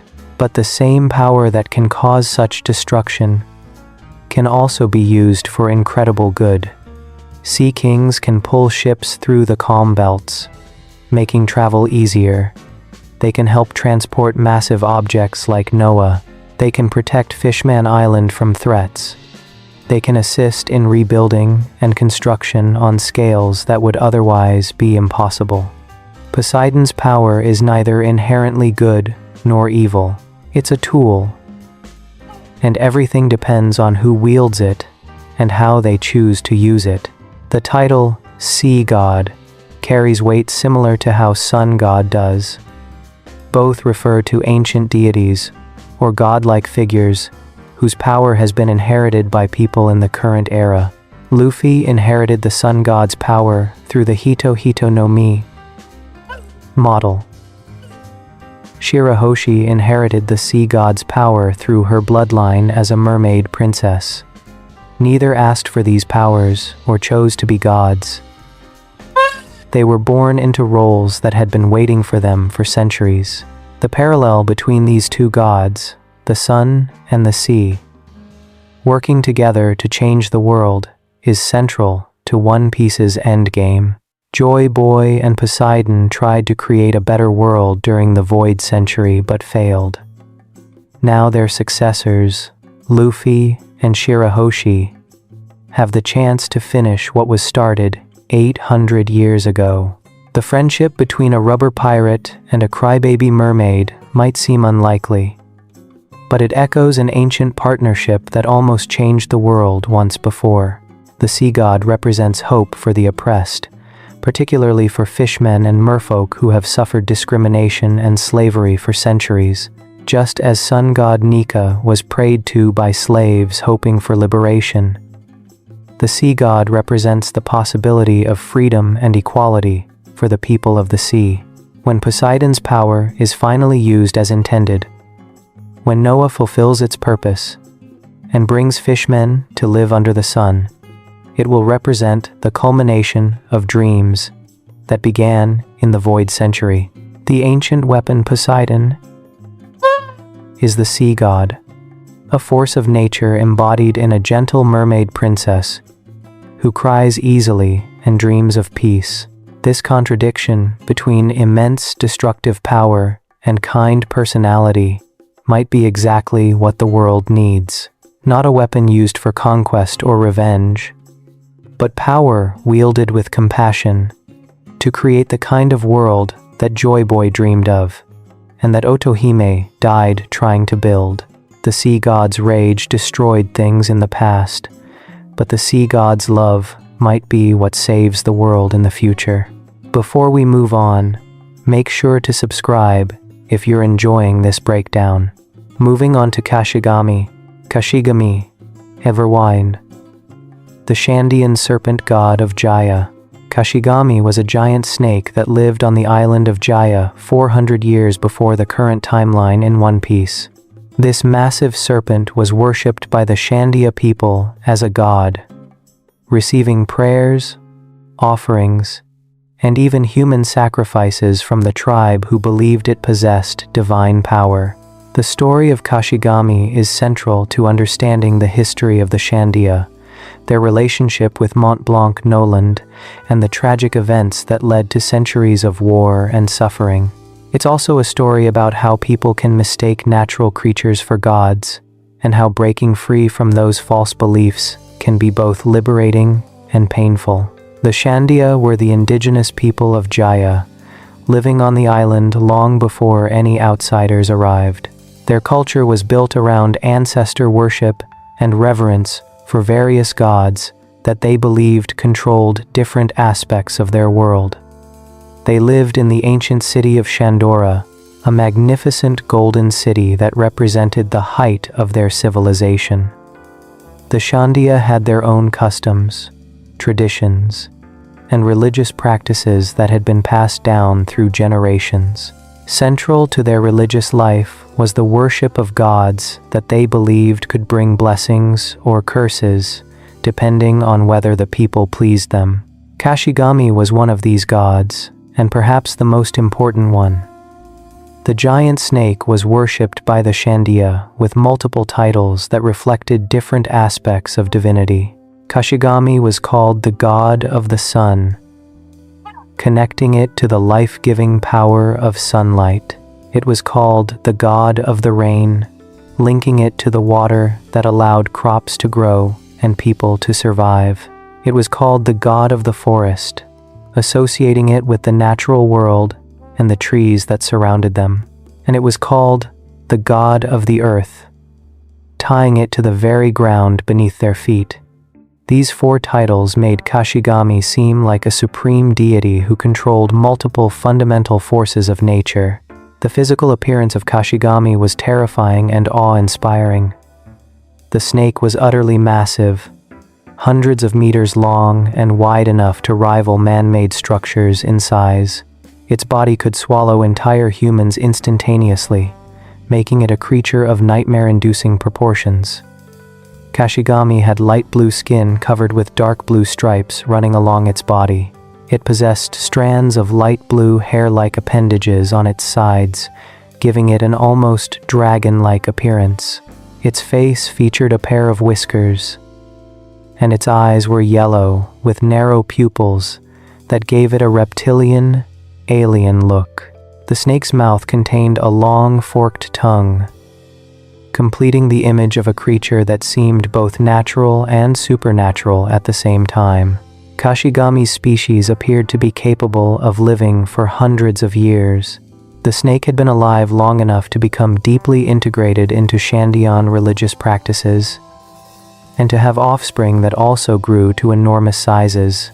The species was also capable of aquatic movement, as Kashigami was shown swimming through canals to reach the Shandiya sacrifice altar. This ability to move through water added to the mystique surrounding the creature, making it seem like it could appear anywhere, from land or sea, at any moment. The Shandiya's worship of Kashigami included a particularly dark practice: human sacrifice. When the tribe faced disasters, diseases, or other calamities, they believed these were signs that the gods were angry. To appease Kashigami and the other gods they worshipped, the Shandiya would offer up a member of their own tribe as a sacrifice. This person would be taken to a special altar and given to Kashigami to be devoured. The Shandiya believed that by sacrificing one of their own, they could lift omens, cure diseases, and restore the gods' favor. The ritual of sacrifice was overseen by religious leaders within the tribe. There was a priest named Pantri, who played a significant role in determining when sacrifices were necessary and who should be offered. The Shandiya took these rituals seriously, viewing them as essential to their survival and prosperity. They would call upon their gods during the sacrifice ceremonies, praying to the god of land, god of sun, god of forest, and god of rain to hear their pleas and accept their offering. The fact that they invoked multiple divine titles during these ceremonies shows how central Kashigami was to their entire religious worldview. 400 years before the current timeline in One Piece, disaster struck the Shandiya. A terrible disease began spreading through their population, killing people and threatening to wipe out the entire tribe. The Shandiya had no understanding of what caused diseases or how they spread. They didn't know about germs, viruses, or bacteria. Instead, they interpreted the plague as a curse from the gods, a divine punishment for some transgression they must have committed. The disease manifested as dark green blotches on people's skin, a symptom that terrified those who saw it because they knew it meant death was coming. As more and more Shandia died from this mysterious illness, panic spread through the tribe. They desperately sought a way to stop the plague and save their people. The priest Pantri, who was himself dying from the disease, made a declaration that would change everything. On his deathbed, Pantri ordered that a young girl named Moose be sacrificed to Kashigami. Moose was the daughter of Kalgara, one of the tribe's greatest warriors. Pantri believed that sacrificing someone so precious might be enough to appease the gods and end the curse that was destroying their people. Kalgara faced an impossible choice. He was a warrior, a protector of his people, someone who was supposed to keep them safe. But the religious leaders of his tribe were telling him that the only way to save everyone was to sacrifice his own daughter. Kalgara loved Moose deeply, but he also felt a responsibility to the entire Shandia tribe. If sacrificing one person could save hundreds or thousands, could he refuse? Despite the agony it caused him, Kalgara agreed to follow Pantri's orders. He prepared to sacrifice Moose to Kashigami, hoping that this terrible act would somehow save his people. But then something unexpected happened. A ship arrived at Jaya, carrying explorers from a distant land called Lvnil. The leader of these explorers was a man named Montblanc Noland, a botanist who traveled the world studying plants and documenting different cultures. Noland and his crew landed on Jaya and encountered a Shandian man named Seto, who was suffering from the same disease afflicting the tribe. Noland examined Seto and realized something crucial. This wasn't a curse from the gods. It was a disease, and more importantly, it was a disease that Noland knew how to cure. The disease was called tree fever, and Noland had seen it before in his travels. He knew that it came from a specific type of tree and that it could be cured using a chemical substance called conine. When Noland encountered the Shandia and learned that they were planning to sacrifice Moose to their god, he was horrified. From Noland's perspective, this was barbaric and unnecessary. These people were preparing to murder a child based on superstition, when the real solution was medical treatment, not divine appeasement. Noland arrived at the sacrifice ceremony just as it was about to take place. Moose had been chained to the altar, waiting to be devoured by Kashigami. The giant snake was approaching through the canal, swimming toward the altar to consume the offering that had been prepared for it. The Shandia were gathered around, praying and calling upon their gods. Everything was proceeding according to their religious traditions, following practices that had been carried out for generations. Then Noland interfered. He rushed to the altar and freed Moose from her chains, pulling her away from Kashigami. When the giant snake lunged forward to devour its intended sacrifice, Noland attacked it. Using his sword, Noland struck at Kashigami, fighting the massive serpent that the Shandia worshipped as a god. The battle was intense, with the enormous snake trying to swallow Noland while he dodged and counterattacked. But eventually, Noland managed to do what seemed impossible. He decapitated Kashigami, killing the god that the Shandia had worshipped for generations. The Shandia's reaction to Kashigami's death was immediate outrage. They were furious at Noland for interfering in their sacred ritual and for killing their god. From their perspective, Noland had committed an act of supreme blasphemy. He had stopped a sacrifice that was meant to save them all, and he had murdered one of their most important deities. The Shandia believed that Kashigami's death would bring even greater disaster upon them. They thought the gods would be even more angry now, that the punishment would be even worse than the disease they were already suffering from. Kalgara, despite being relieved that his daughter was safe, was also conflicted. He had prepared himself to carry out the sacrifice, believing it was necessary to save his people. Now Noland had not only stopped the sacrifice, but had killed Kashigami itself. Kalgara and the other Shandia were ready to kill Noland for what he had done.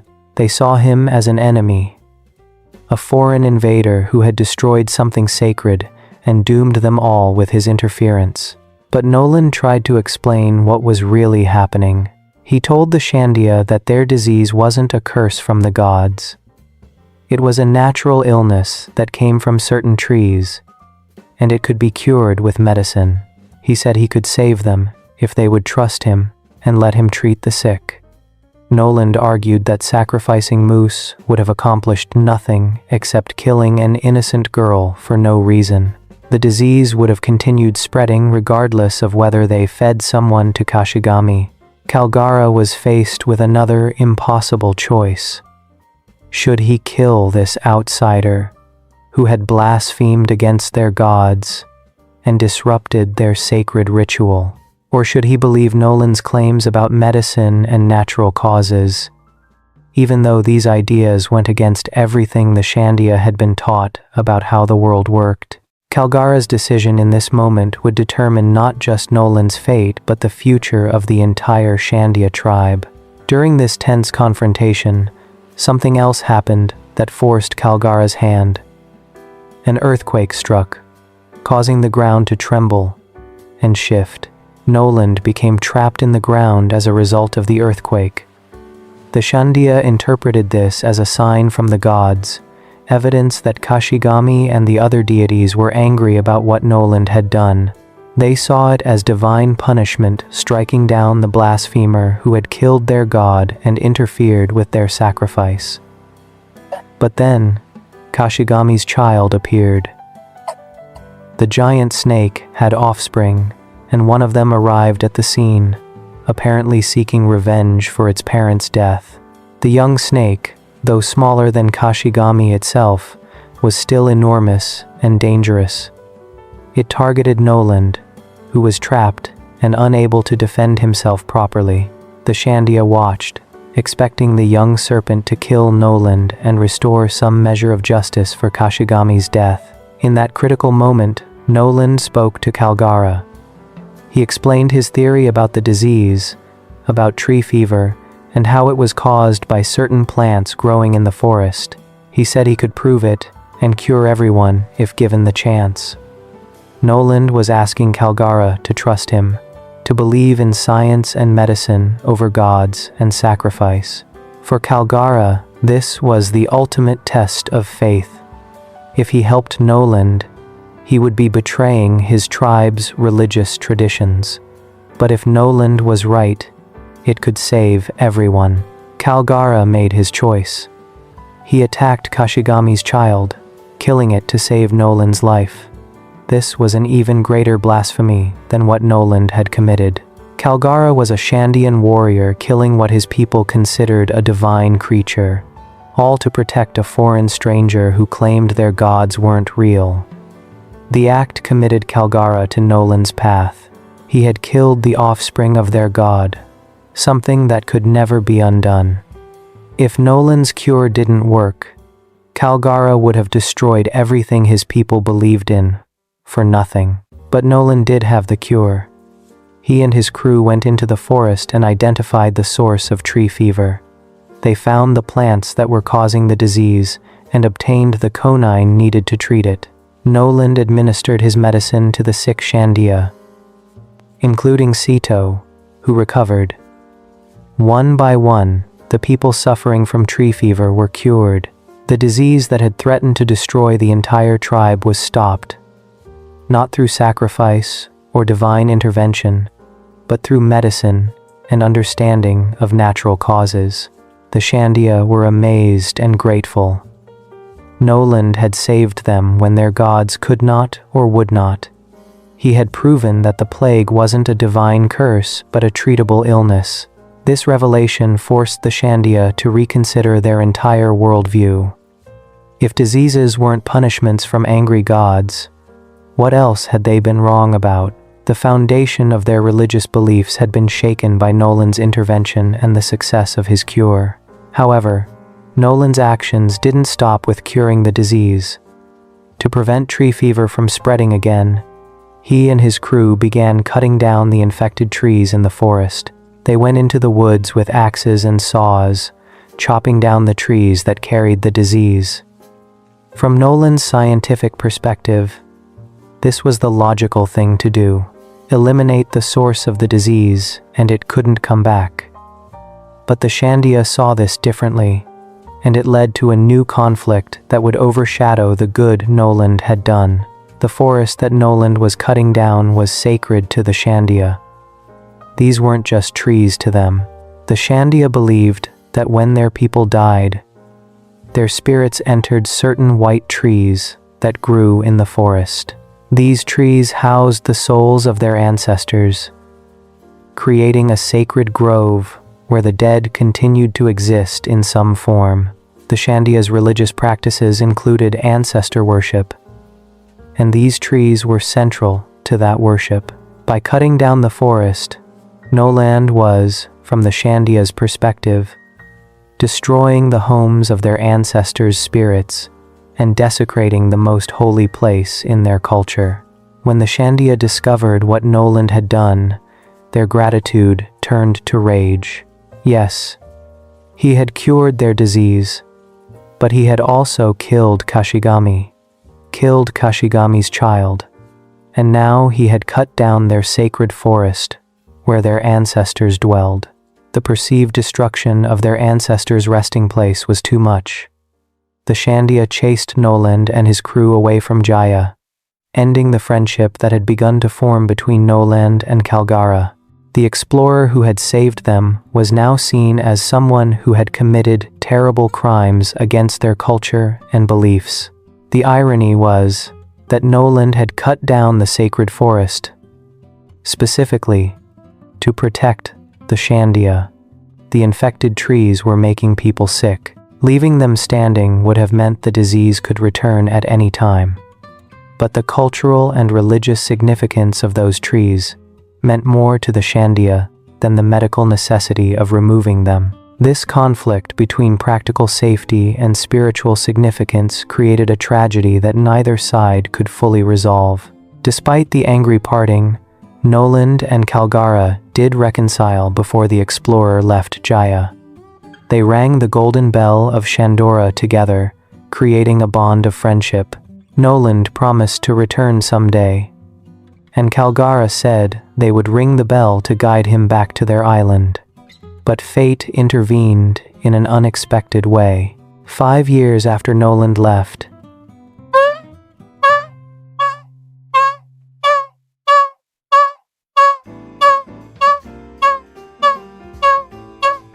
this massive underwater explosion of water was powerful enough to launch a huge portion of the island into the sky, sending it 10,000 meters up into the clouds, where it would land and become part of Skypiea. The section of Jaya that was knocked into the sky included Shandora, the Golden City, and the forest where the Shandia lived. Kashigami's grandchild, a young snake that Kalgara and Noland had discovered shortly before the explorer's departure, was also sent into the sky with the rest. The Shandia named this young snake Nola after Noland, showing that despite their angry parting, Kalgara still valued the friendship they had shared. Nola would live for the next 400 years on what became known as Upper Yard in Skypiea. The death of Kashigami and its child, combined with Noland's successful treatment of tree fever, fundamentally changed Shandian religious practices. The tribe stopped worshipping Kashigami and other supposed gods.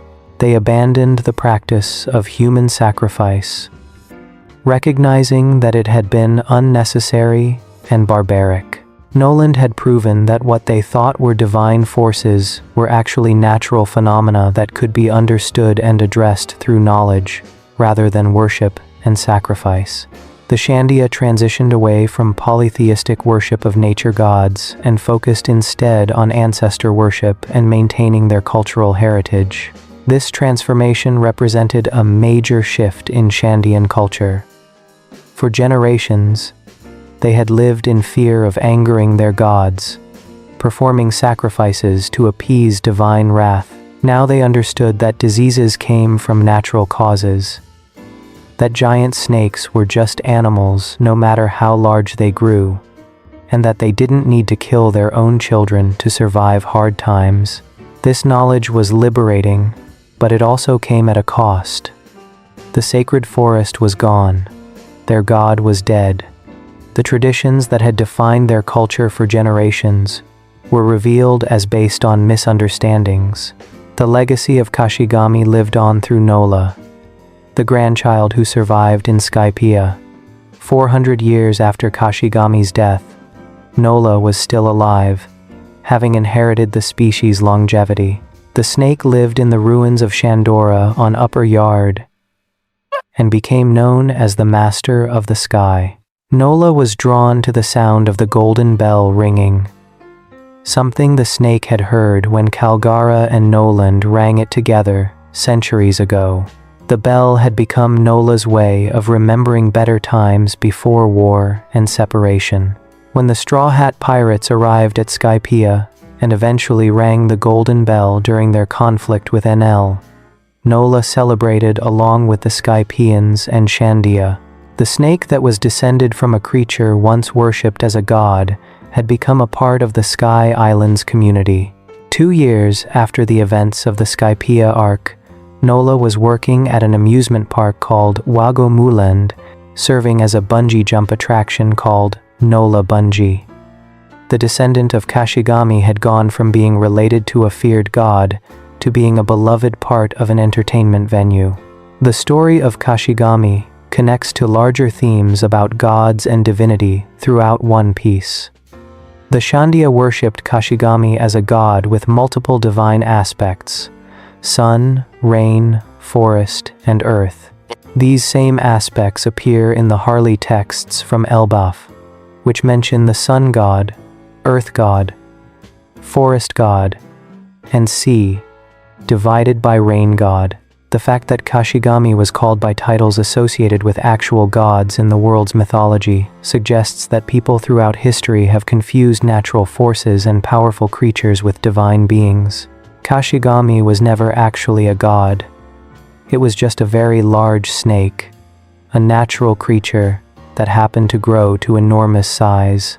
The Shandia mistook this creature's power for divinity and built religious practices around worshipping it.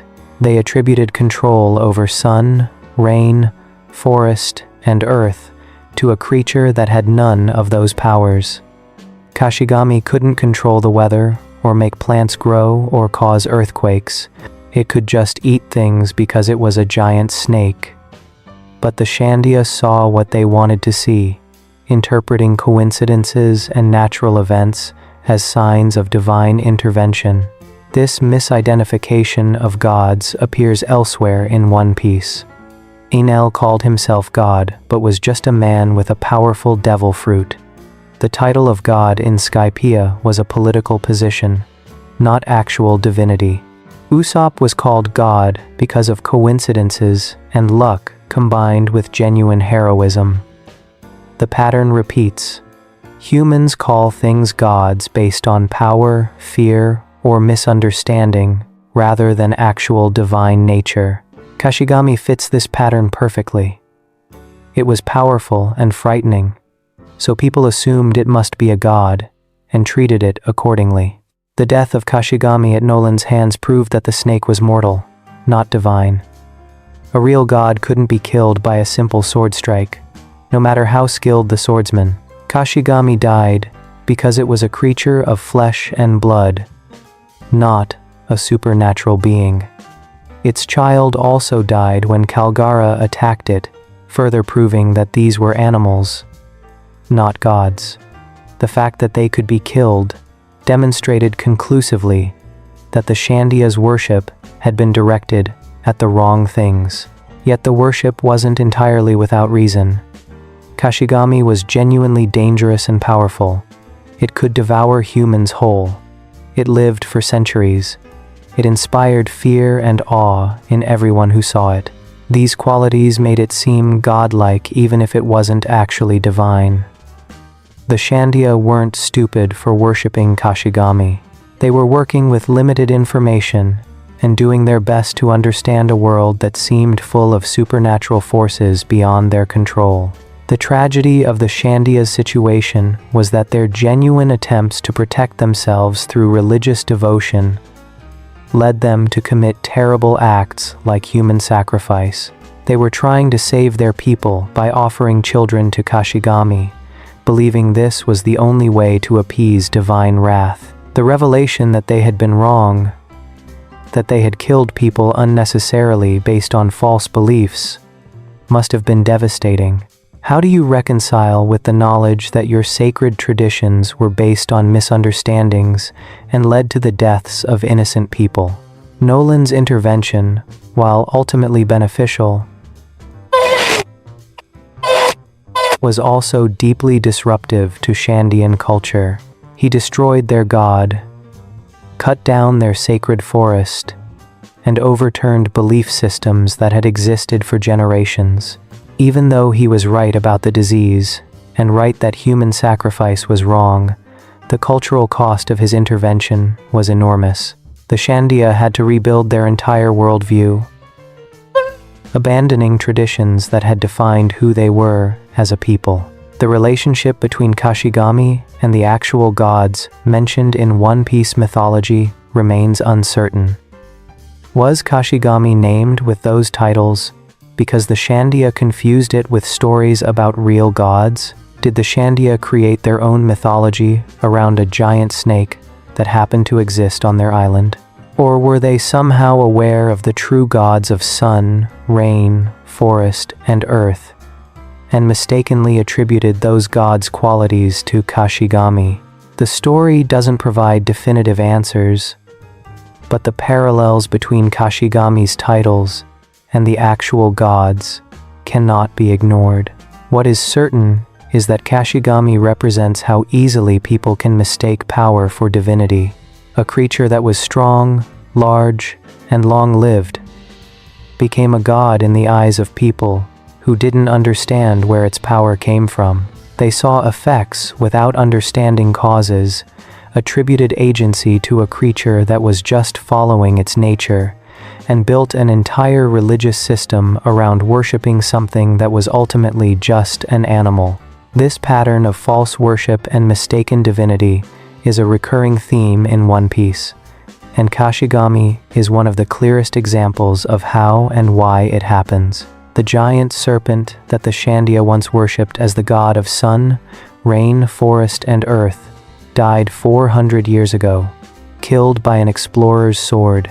Its death marked the end of an era for the Shandya, forcing them to abandon practices like human sacrifice and reconsider their understanding of how the world worked.